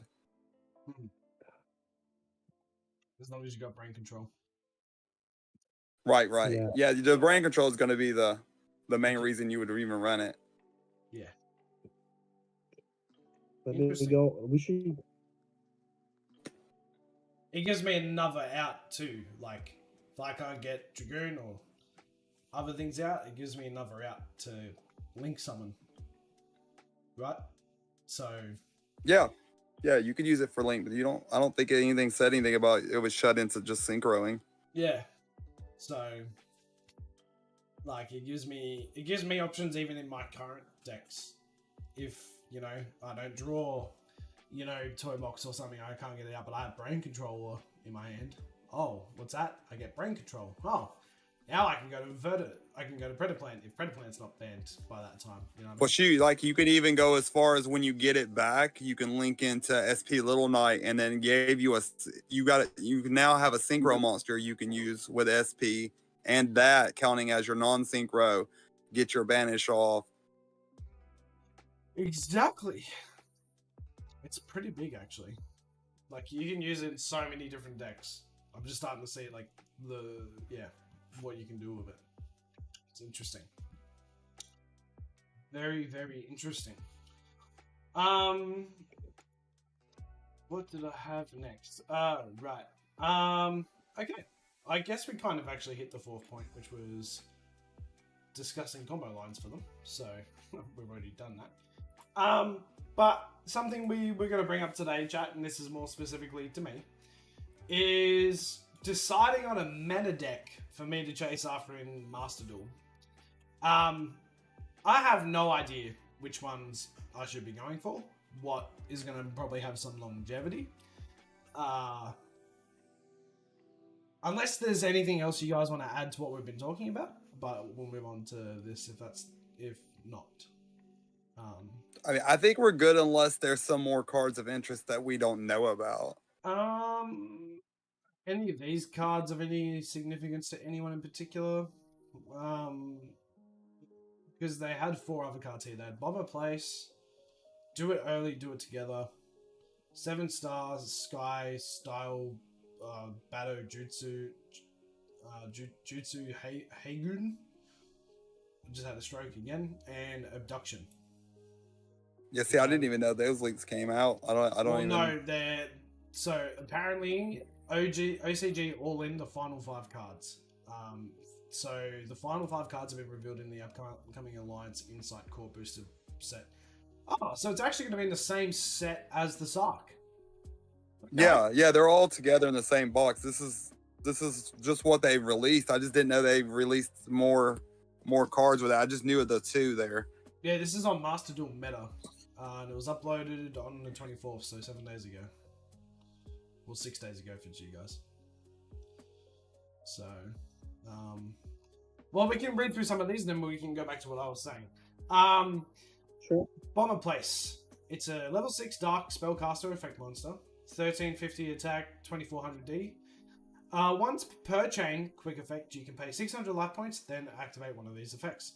If you control monsters on each level of each level from 1 to 6, you choose one face-up monster your opponent controls that has a level, and destroy all monsters they control with an equal level rank link rating. That is actually pretty huge. Yeah, that's pretty huge. If That's you pretty don't get impressive. negated, that is a big boy move. And then the second one that you can choose from is choose one face-up monster you control that has a level, and destroy all your monster opponents in its column with an equal level rank link rating. What do you guys think about that? That's pretty impressive, man. Okay, I think if you read the first effect carefully, it's kind of trash because you have to control 6 monsters. If you control monsters of each level from 1 to 6, so you have 5 zones, 5 main zones, and 1 extra deck zone, you're going to have a monster of every different level in each zone, including your extra deck zone. So only when you have all 6 on the field, then you can choose the face-up monster your opponent controls that has a level and destroy it. Yeah, that is a pretty hard defeat to happen. Doesn't work against ranks or what is it? Exceed monsters because they have ranks. That's a lot of monsters to come in, and then there's not a select group of. It's not. I don't think it's that great.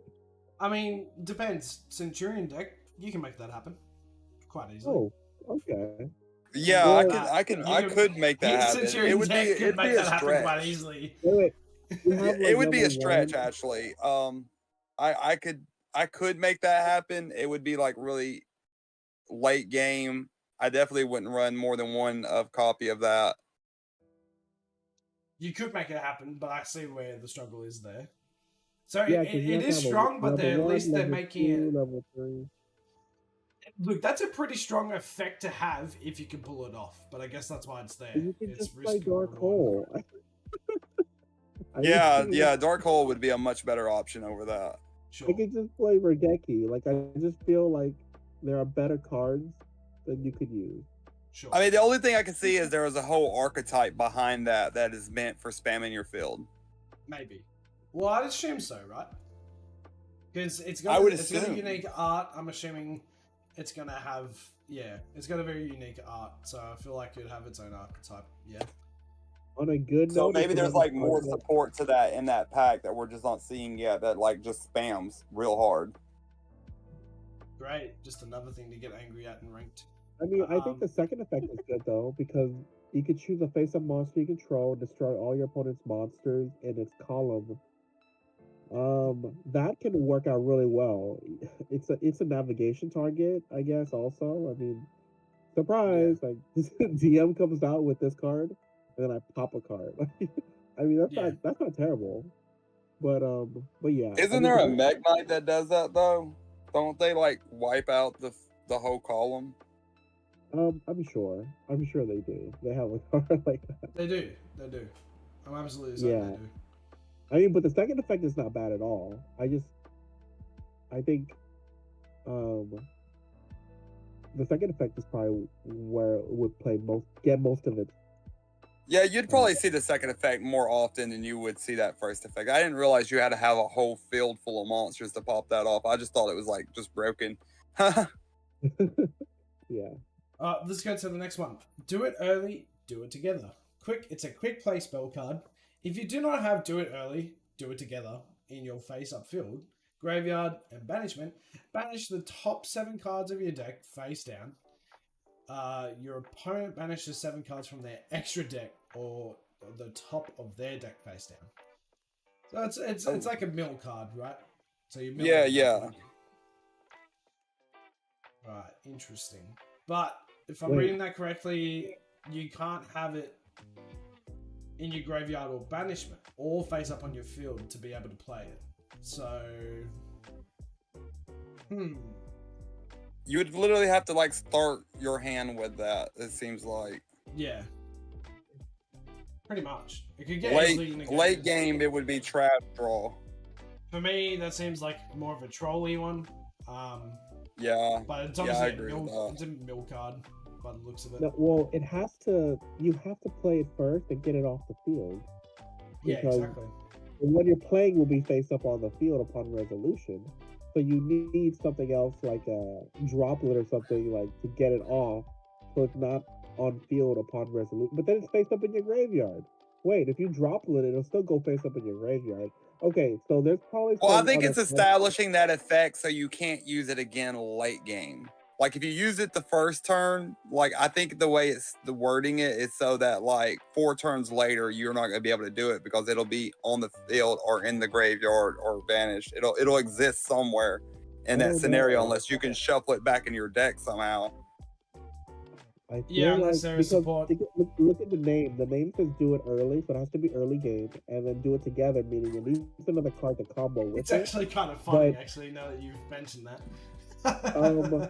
It needs another card to banish it face down, because I feel like the way it's phrased currently, the way it's translated currently, because this could be a different translation, but I feel like if you activate it as a quick play, it's face up on your field. So how it negates itself, I feel.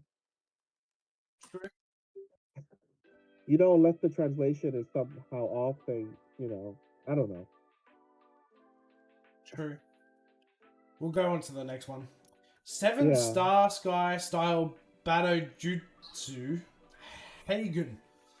Another quick play spell. Target 1 face-up monster you control. Equip 1 level 7 monster with the same type but a different name from your hand or deck to it as an equip spell that gives it 700 attack, but return that equipped card to the hand during the end phase. When the opponent's level or / rank 8 or higher monster is destroyed by battle while this card is in your graveyard, you can add this card to your hand. You can only activate 1 7-star Sky style Battle Jutsu Hagen once per turn. Okay. So this is definitely an archetypal card. This card goes with an archetype. It's not something you're going to shove into any O deck. Yeah. Hey, that's a DM card right there. You summon Rod, and then equip the DM to it, and then DM will go in your hand. You search for ESO, and then ESO will summon the card you search. True. So I'm crazy though. Don't listen to me. But No, but that is theory crafting. yeah, You probably so could. You could probably do it like that in some like weird decks that might benefit from because such if things. But Rob yeah. searches Salvation sets E-Soul, and then the DM goes back to your hand anyway. You can just So summon it again. the card goes Huh. back to your hand from the graveyard. True. Not bad. It searches Guan Yun or Dark Magician. Oh, there you go. Yeah, it searches Dark Magician, and you can just it's a roundabout way, but I guess it could work. Interesting. Huh, interesting. Interesting. We'll bring it. Might see me whip that into my deck. All right. Last and final one out of the 5 cards is Abduction. It's a normal trap card. Target one face-up monster your opponent controls. Banish one monster from your deck or extra deck with the same original type, attribute, at level /rank rating. And if you do, take control of it. But if you banished a monster with the same original name, negate the effects of the monster that you took control of. You can only activate Abduction for once per turn. Malice. I feel like it's a mid because that's just Crackdown. But I feel like that's a Malice support, dude. That's completely. Pick one of your Malice monsters, the same. You get to go through your deck, get the same type, throw it to banish, use Malice that you just banished to special summon itself, okay, link off, and then also you get your opponent's monster to link as link material. Interesting. So yeah. Malice If, I is mean, if the getting monster even more gets support an effect, after it's already strong. I mean, if the monster gets an effect by getting banished, that's even better. Well, yeah, the monster gets its effect by being banished. The monster that was targeted don't get its effect. No, I know. I'm just saying if the archetype benefits from being banished, that's actually It really does. good. You pay like 300 life points and you special summon them from the banished pile to your field. Yeah, I was just gonna Maximum. say I'd rather just run Crackdown because I don't have to throw anything from my deck or extra deck, but I would have to max out first before even considering this card. But if that deck benefits from being banished, then yeah, for sure. Maxim said, I feel like Abduction isn't necessary for Malice as a Malice player, but I feel it benefits the archetype, but it isn't worth swapping for any of the existing support for it. Yeah, that's what I'm saying. Like Uh, I'd rather just play Crackdown Punk if would I'm combo playing with it too, Crackdown. apparently. Says fake name. No, you may be right. That's the first deck I thought of when it said banish a card from your deck. What would benefit from that would be Malice, because anything you would banish that would fall in that archetype would just summon itself. So you basically would get to choose straight up what you wanted. Doesn't Horus also get back from being banished? Horus has a card that allows me to put banished cards from there to my hand or from my graveyard to my hand, but you would have to destroy something on the field for that effect to activate. So that would rely on you. I would be able to banish something I wanted, but then I would have to hope while I had Happy on the field that you destroyed something other than Happy. Right, okay. Interesting. I hear a new Bell deck now. Ooh, They sound YuGiOh, like actually, true. That would work. Yeah, too, wouldn't Ubel has cards that bring stuff from banished back. it? Jeez, No, but so I'm saying it's a card that could support, strong decks. Already strong decks. As if they needed more. interesting. But the fact that it's just a normal trap card makes it slow. True. You can't search it out. But judging by the artwork, also they're gonna want it. They're making it for psychics because obviously psychic, alien, abduction. So I wonder how it's gonna fit in that archetype. Just curious. There's probably more cards coming out to link this. So like strengthen that and have that going more. Yeah, I mean, I wonder. You're probably right. I think a lot of these other cards are more mindset for specific archetypes. The only one I've I mean, seen honestly, is the brain control could like really be shoved into a lot more options. for sure.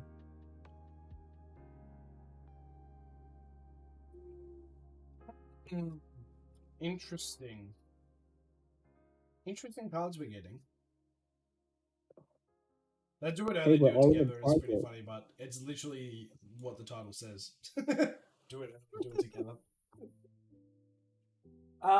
We have is it PPC? He says Maxi is great at 2, but it seems toxic. But it's one of the few cards that give going second players a chance against tier 1 decks. Master Duel is basically who goes first. Maxi first wins. Maxi helps change that a lot, if not negated. That is true. Okay, Maxim just thought of a use for brain controller. Janitor transverser to swap it to a YuGiOh Invader, and then into Numeronius. Numerotis. I mean, Yeah. let me look at that. I don't even know what the significance of that is.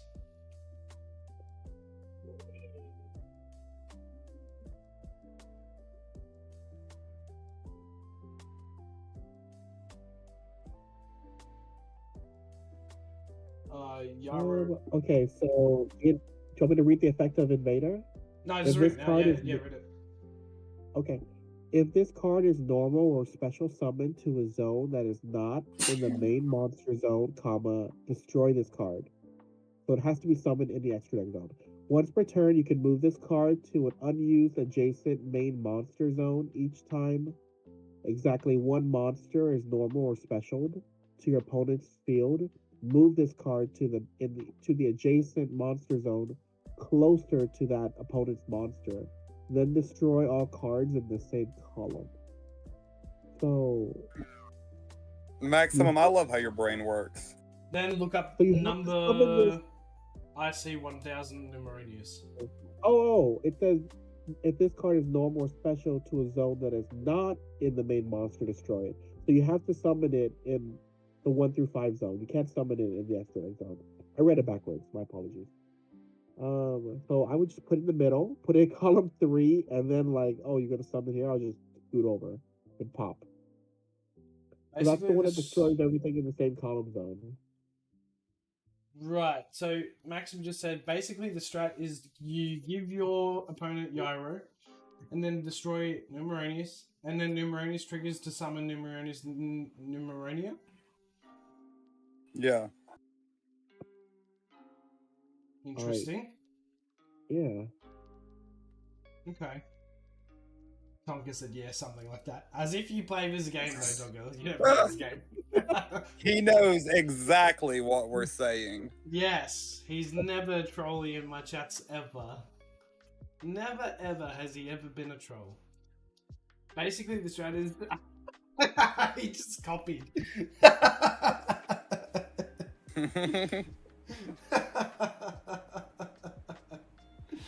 Which on your opponent's turn gets like 100k attack and defense. Oh my god.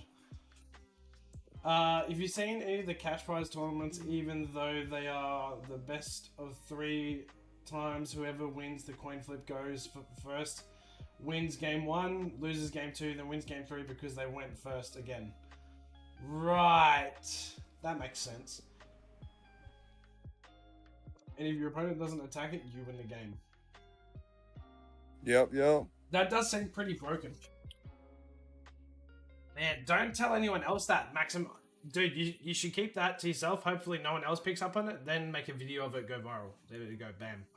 I already got the information. I'm going to do that. That's something I'm doing right away.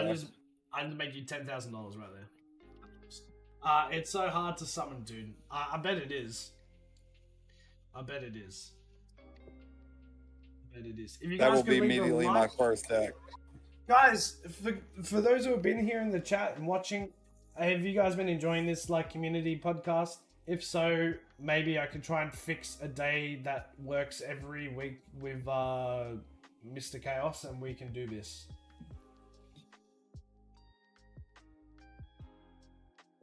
What do you guys think? depending on the day. Yeah. Well, even if no one else can make it, I guess, myself and Chaos will just talk to you guys until the cows come home. Sometimes I beat way better players with my less powerful deck just because I went first. Great work on the podcast and lives. Thank you, dude. Appreciate you, TBC. Well, I'm down for next time around, dude. Yeah, Maxim for sure. Like I said, Chaos and I will more likely, often than not, open it up first, and then we'll introduce the community into it. You know what I mean? Get you guys talking, get your thoughts.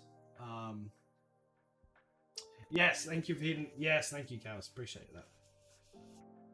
Thank you.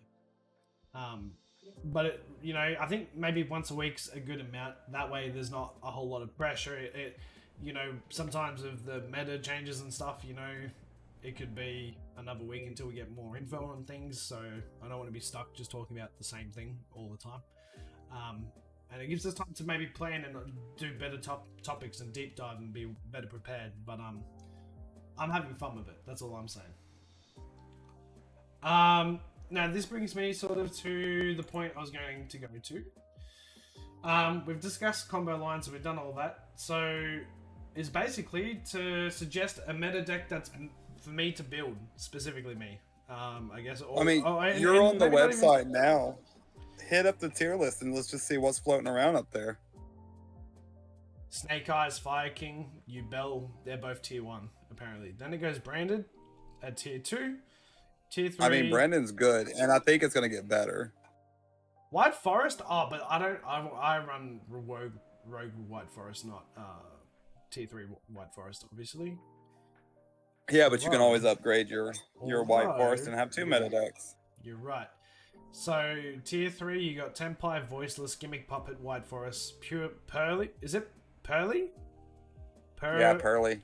And Telements. Pearly.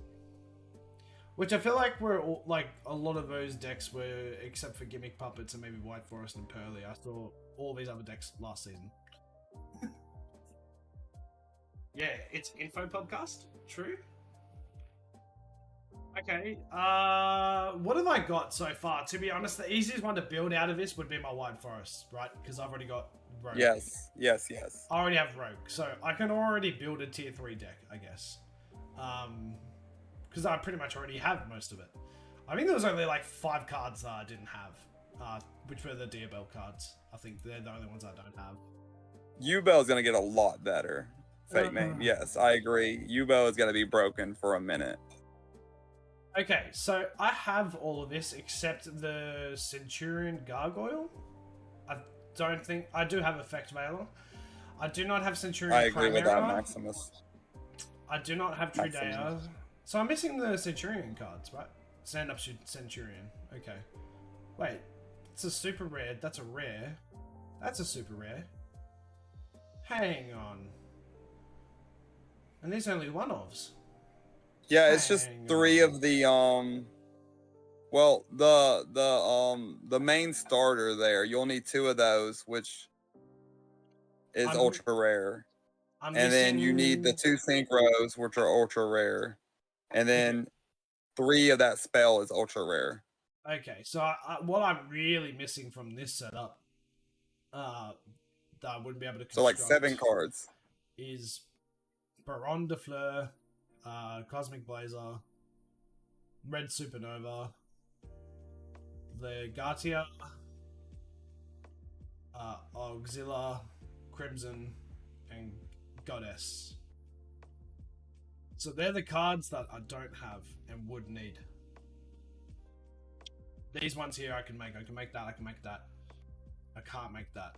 So that, and I can make that, I think. Oh, and that one there too. I don't have Emblema of, but I have everything else. So there's quite a few cards in the extra deck I'd need to chain or get. So I'll need more UR. So if you're gonna chase some Satyrion, I know this great Satyrion player that has an amazing deck that beats that deck so often. This current deck, you reckon? But I have everything else. I mean, I already have all the White Forest cards, so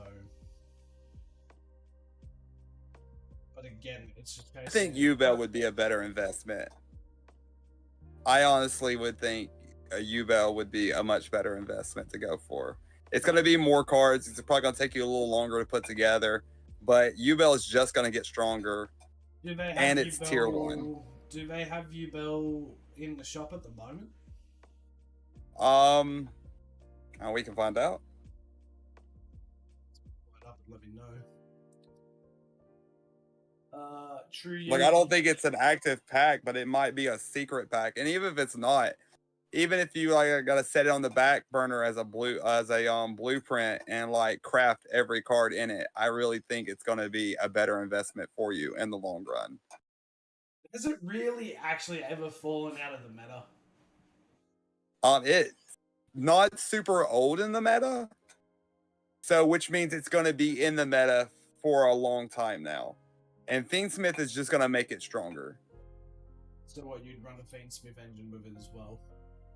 Oh, I definitely would. Let's see a Fiendsmith engine here, I don't think. You can see a TCG version of a Fiendsmith engine with it, yeah. And I think it's like tier 1, tier 2 in TCG meta as well. This is the top deck, apparently. Top 4 in Cloudy City Master is this build right here.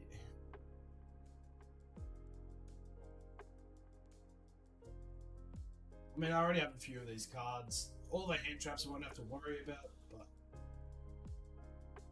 it's everything. I don't have Appaloosa.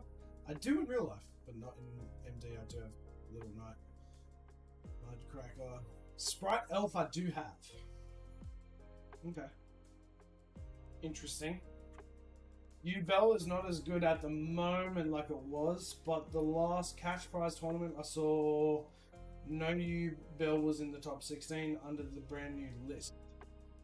Right, but currently in Master Duel, it's rank 1, dude, with Snake Eyes. Well, it's behind Snake Eyes. Snake Eyes, the Fire King, is apparently power 21. That's power rankings, I guess. And it's the same in popularity. It's number 1 and 2. So, yeah, right. Okay. Interesting. We could do it though. It is more expensive, but that just means more of a grind. Yeah, but then you're gonna have to play rent at this point. Because I just don't even win enough to get to even earn. I mean, the season would be ending soon, and then you'll start over on that. Game Pass is coming out in 4 days. That's crafting materials and gems in your pocket from that. True. Already having a blueprint means you won't be like guessing and purchasing in anything else. You'll know where to put those gems, and you'll know where to put that crafting material. Oh, I can log in. I can log in via Discord. There we go. And I can just save this one.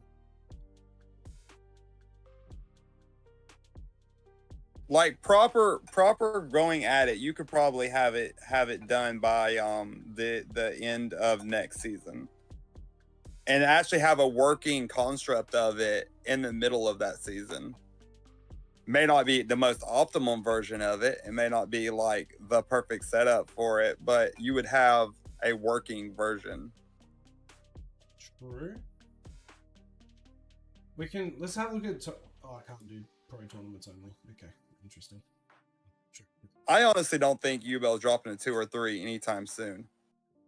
Like, not on Master Duels. If you're talking about Master Duels, I do not see that happening anytime soon. I think. If you're talking about TCG, you may be right, but we're not talking about TCG. We're talking about Master Duels right now. It's going to be pretty top tier for a minute. I might have to yeah, maybe I'll have to get around it. Maybe I'll have to get around it, dude. Yeah. I definitely want something that's in the top 3 tiers.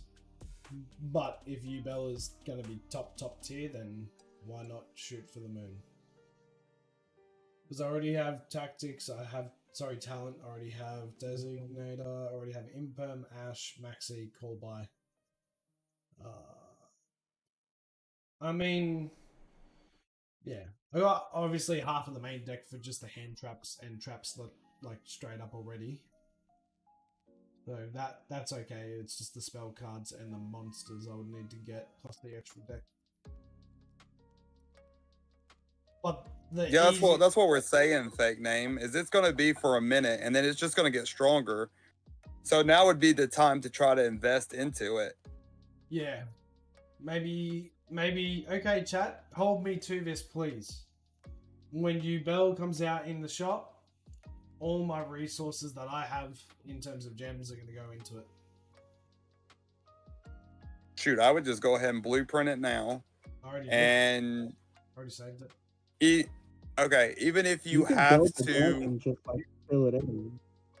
because yeah, you're gonna be getting cards still anyway from packs. Just decraft your ultra rares and take a piece of it. And then the Game Pass is gonna give you enough crafting material to make 3 cards right off the top there. During the Game Pass time is where I build most of my decks. Going up the ranks and during the Game Pass is where most of my meta decks come from. TB said no, I'm talking about Master Duel under the new ban list. It was not the biggest hit, but the consistency of the deck dropped enough to make it not even get in the top 16 of a recent cash prize tournament. Sure, but then I'm looking at here, and it's, I mean, it's top placing a lot in community tournaments.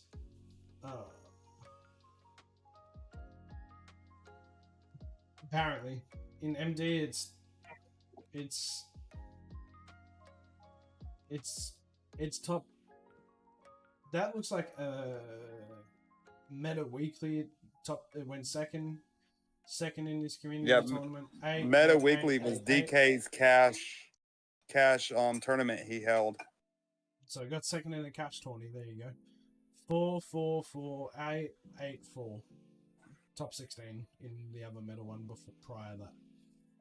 No. And I follow DK's cash tournaments. That's why I'm not understanding where he's looking at for cash tournaments. Yeah, recent tournament. That was on the 20th of Jan, so like 2 weeks ago. Right, the last one I followed that I posted in your Discord about. Yeah. But, yeah, 11 days ago, it got second place in the cash tournament. But then again, when did the ban list come out? When did that come into effect? The new one comes out in February 6th, but like I don't remember seeing any YuGiOh cards on that ban list. You're on the website, click over. Oh, great. Where would I go to see that specifically? It should show you there. If you're looking through the list that you just had, it'll show you it'll show you the numbers of what people are running.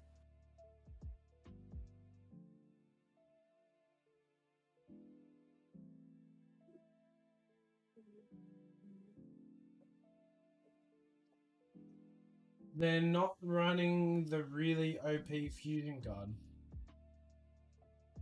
They've been not running that card. They've been running the Phantom of YuGiOh, but they're not running the other one. Yeah, the top players don't run it. It's like not very good.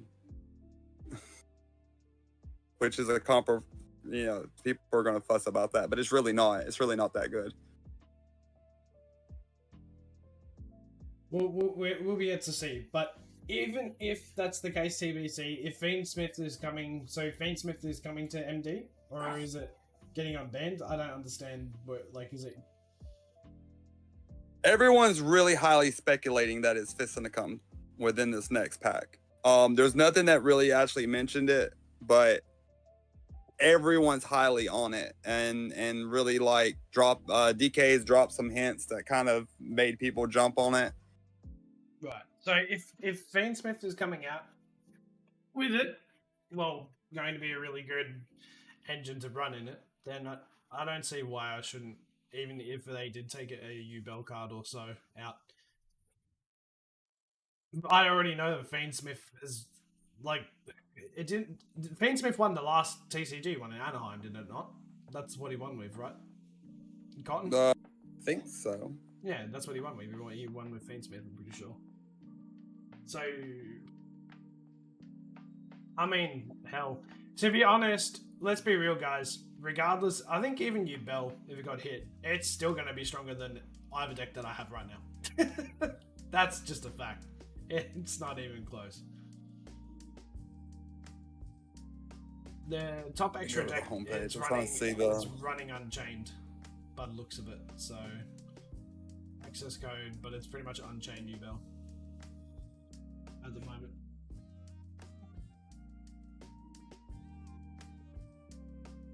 I'm not saying YuGiOh will get better when Fiendsmith comes out. I'm just saying YuGiOh is not the best deck if you're gonna. Yeah, but to be honest, any deck in one of those tiers is better than any deck that I currently have. Because all I have is Rogue. All I have right now, as full decks constructed, is Dark Magician and White Forest. And that's Rogue White Forest, not even Meta White Forest. I don't have YuGiOh in it. So, I think even still, even if it drops to tier 2, it's still going to be by far stronger than what I already have. If it dropped to tier 2 or tier 3, it's still stronger than what I have. I would say it came from tier 2 recently when Tenpai dropped off of tier 1. It like replaced the Tenpai. Yeah. Well, I mean, maybe YuGiOh or something. But I'm gonna have to learn that deck. So before I ever take it into ranked, if I construct it, it will be probably dual rooms with you boys, and yeah, we've got the blueprint for it already. So like I said, I've already got all the hand traps that are in it, which is pretty much a staple in everyone's deck. I already have Chaos Angel. I've got SPE. So it's just going to be a matter of doing all the other extra deck cards, essentially. Yeah, sure, I will. I'm just saying I've got a foundation of what I sort of need to run it, right? So for me, like, you could run Typhon here. Like, you could run the Ruiders. Unchained. I mean, I know Appaloosa, she's probably good in most decks, right? Yeah. Yeah. She's banned in the TCG by the looks of it. So, SP, Sprite Elf. So I'm just looking at cards that I already have. I already have Sprite Elf. I have SP. I think I have Cross Sheet. I mean, I could just construct it anyway. It's a rare. Typhon is something I could benefit from in my current Dark Magician deck anyway. I already have Imperm, Desig, Called by Maxi. I have Droll, but I've only got one Droll, I think. So I can make 3. I've already got 3. I need to get Molchami. How do you even say that name? Fuwalis? Fleralos? Yeah, Fleralos. Yeah, Stroke. I have to be looking at it. It's Fuwalos.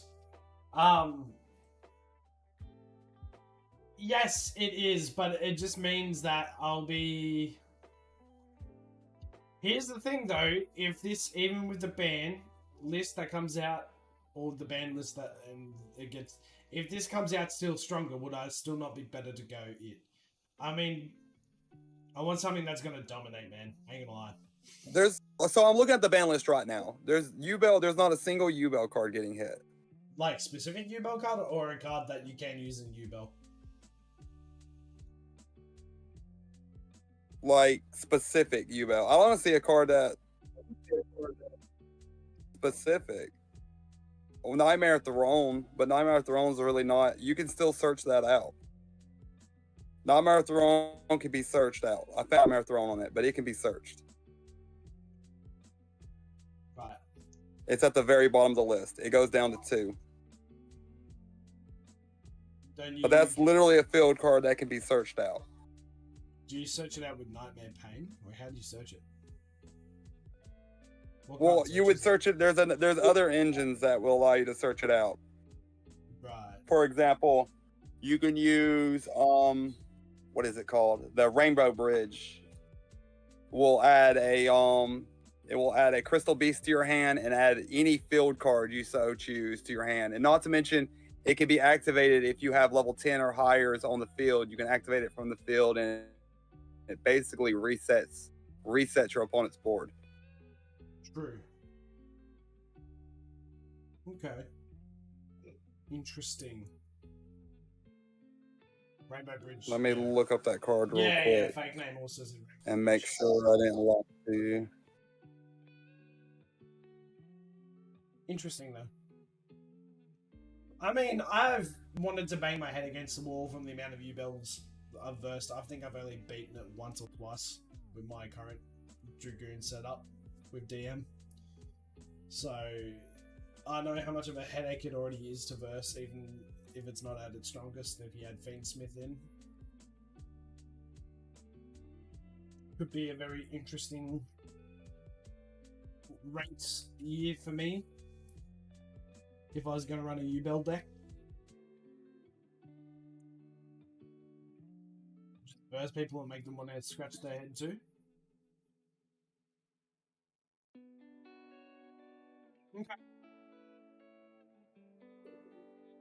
Alright, 50. I'm going to look at this. I'm going to end this poll, but this poll, 50% of people said it should be banned. It has 8 votes. 38% of people said keep it at 1. And. 38% said keep it at 1, and 12% keep it at 2. I personally would vote for keep it at 1. I don't think it should be outright banned. But that's just because I think a rogue deck really benefits from having at least 1. But like you said, a meta deck can then also benefit at it. So it's like, what evil do you choose? I don't know. Alright, specifically what this card says is, if level 10 or higher monsters with 2 or more different types are on the field, shuffle as many cards from each player's hand, field, and graveyard as possible into the deck except this card. Then each player draws 5 cards. You can banish this card from which this is the part that would really matter. You can banish this card from your graveyard, add 1 Crystal Beast monster and 1 field spell card from your deck to your hand. You can only apply this effect once per duel. Right. TPC said he thought some monster the deck users got hit too. That affects consistency. Nope. Entirely sure. Rainbow Bridge. That's right, fake name. That's it.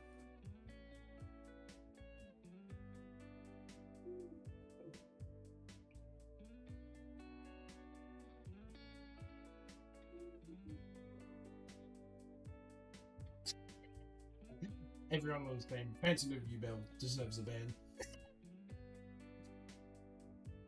I think it is. Right?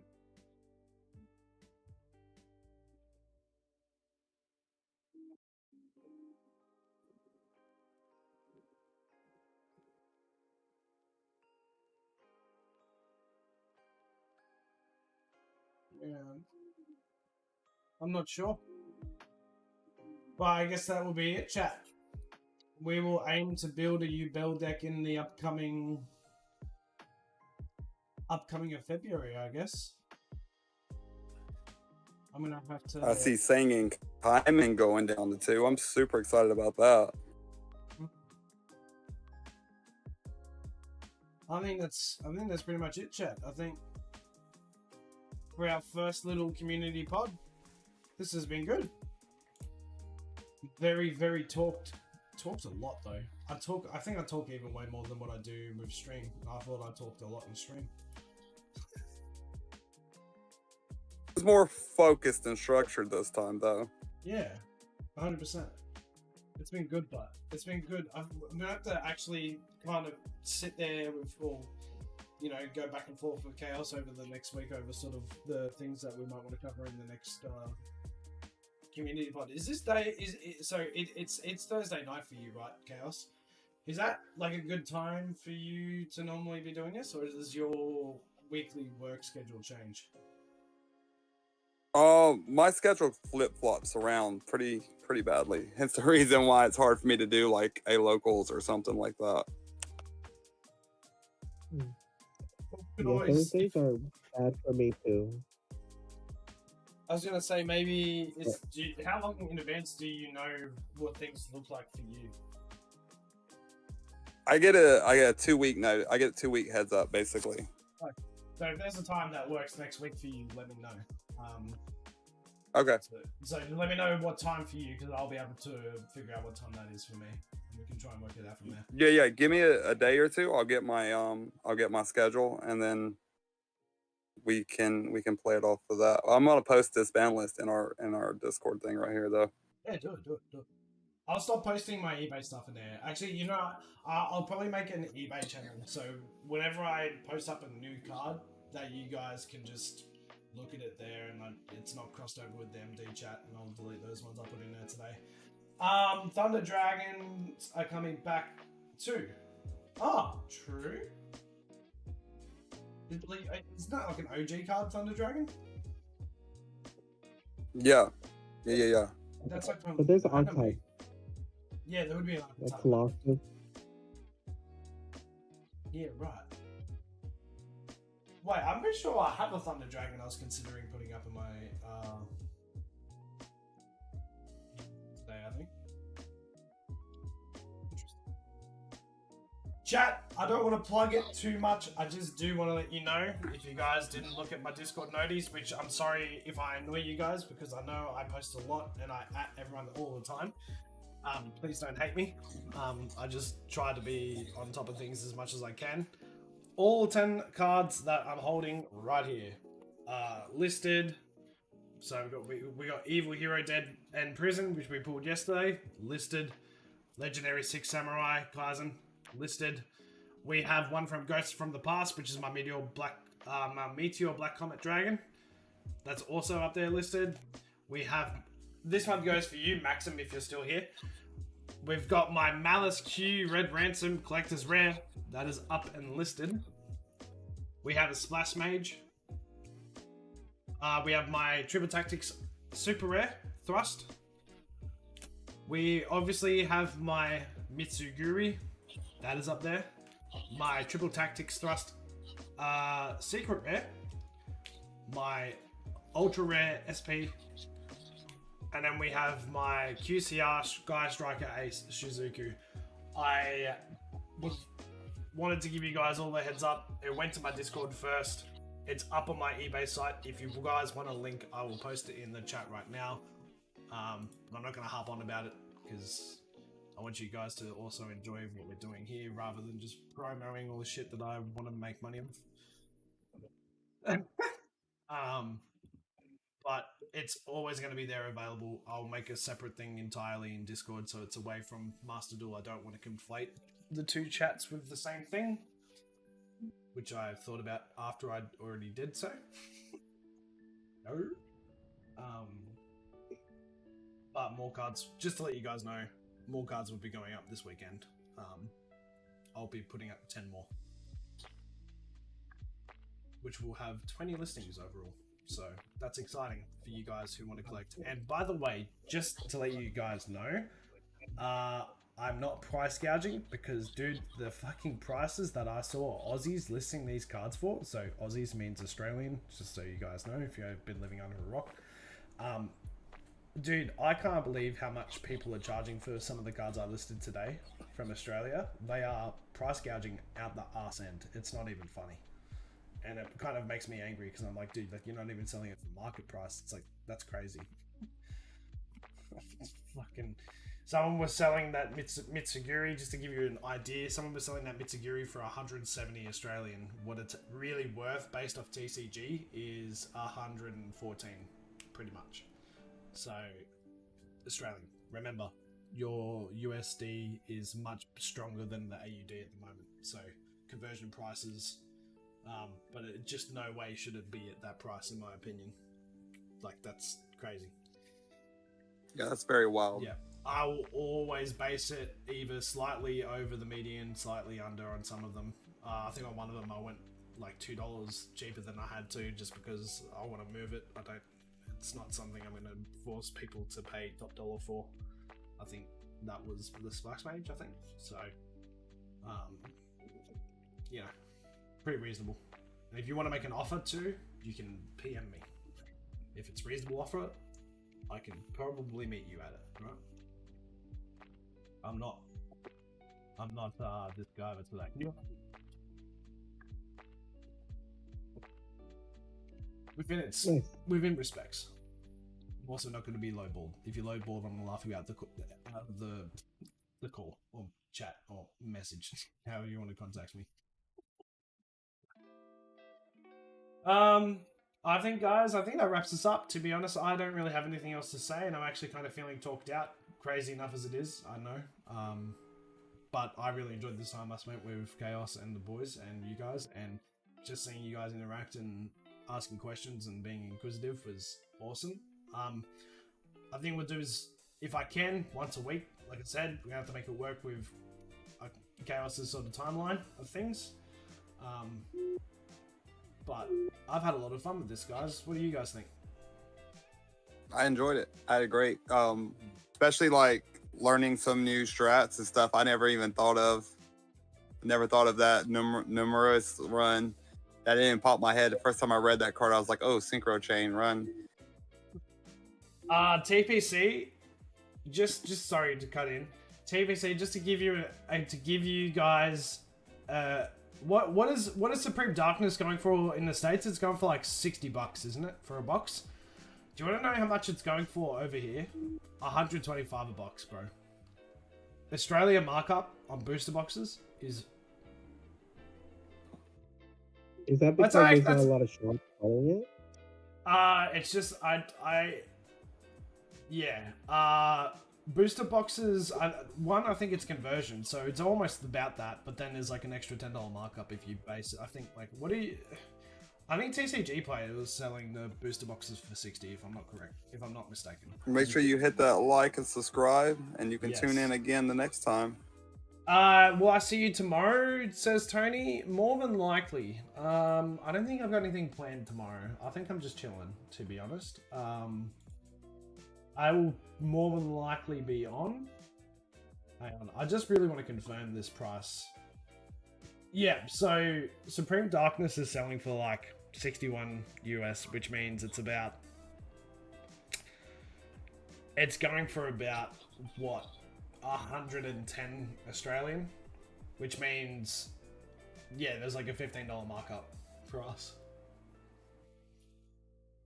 I could order from the USA, but then I've got to pay even more because I've got to pay like $20-30 for shipping, which it just ends up being cheaper to buy Australian price with the markup anyway. Yeah, it's not cheap. So on top of the wait for it to get to you. Mm-hmm. That's just to make sure it's not, and hoping it doesn't get destroyed, you know what I mean? Or damaged. Yep. One thing I didn't see coming is that Mulchami is now outweighing Bao in price. I didn't think that was going to happen, but people are paying it. So, well, you gotta in TCG they don't have Max C at all. That's like their only form of Max C. So everyone's jumping on it to have a Max C. True. It looks like and everything else is out of stock. I think my card's going up in price because it's out of stock. Yeah. It actually is. Oh my god. This morning, this said 60. Yeah. What the fuck? That's the only issue. At least TCG will like, it's fluid, but eBay you're gonna have to like pay attention because someone could like just snatch it up. So you kind of have to update it once a day or something. Yeah. Or just put it a little higher. Eventually, when the price gets there, yours will be market value. Right now, it seems a little high. No, I think mine's slightly under market value, if that's the case. But I mean, above or under? What did I put it up for? What's... Well, what I'm saying is like you could always ask for a little more right now, but then eventually Oh when the no, price goes up, it'll sell then. mine's going You for know what I mean? 70 USD, which is actually pretty Okay. fair when you look at everyone else's at the moment. Okay. The lowest listed is 72 right now, so yeah, it's Okay. about the same. About the same. About the same. Like I said, guys, if you want to hit it up, you've seen the link. Here we go. I have all of them listed right here. Right here. Look at that. Look at that. Look at that plate mat. Look at how pretty that plate mat is. They're already in their top loaders. They're now never going to come out of them. I can't be asked. They're going to be living in top loaders for the rest of their life now if they don't get bought. So, it's a mission just to get them in there without damaging, being gentle, you know. But yeah. All right, guys. It's been a great time. I can't wait to do this again next week. We will be doing Master Duel tomorrow. Yeah, TBC, true. Some boxes, like, on release still go for a lot here. Obviously, like, the Bernards went for, like, 220 a pop. It just depends. But I seriously was not expecting it to hit any of the chase cards yesterday, and I did. So I was very, very fortunate. Anyway, guys, thank you guys so much. Thank you. Can we say thank you to Chaos? Get some LA Knight yeahs in there. Yeah. And, I'll say this. I'll see you, beautiful good people, tomorrow, guys. We'll be with some Master Duel action. I'm going to have a break from it today. I'm going to go play League of Legends and probably go play some, Rocket League and make some dinner. So we'll end it here. But if you guys really want to see us do more of this community podcast, please let me know in the Discord. We will run another one next week, and it will give us time and planning of things we can talk about to make it even more fleshed out and interesting. And thank you, Starry and I, for your contributions today. Thank you, Chaos, for being my co-host. And we'll see you in the next one, guys. Peace out. See you guys. Have a good night. See you guys. Have a good one.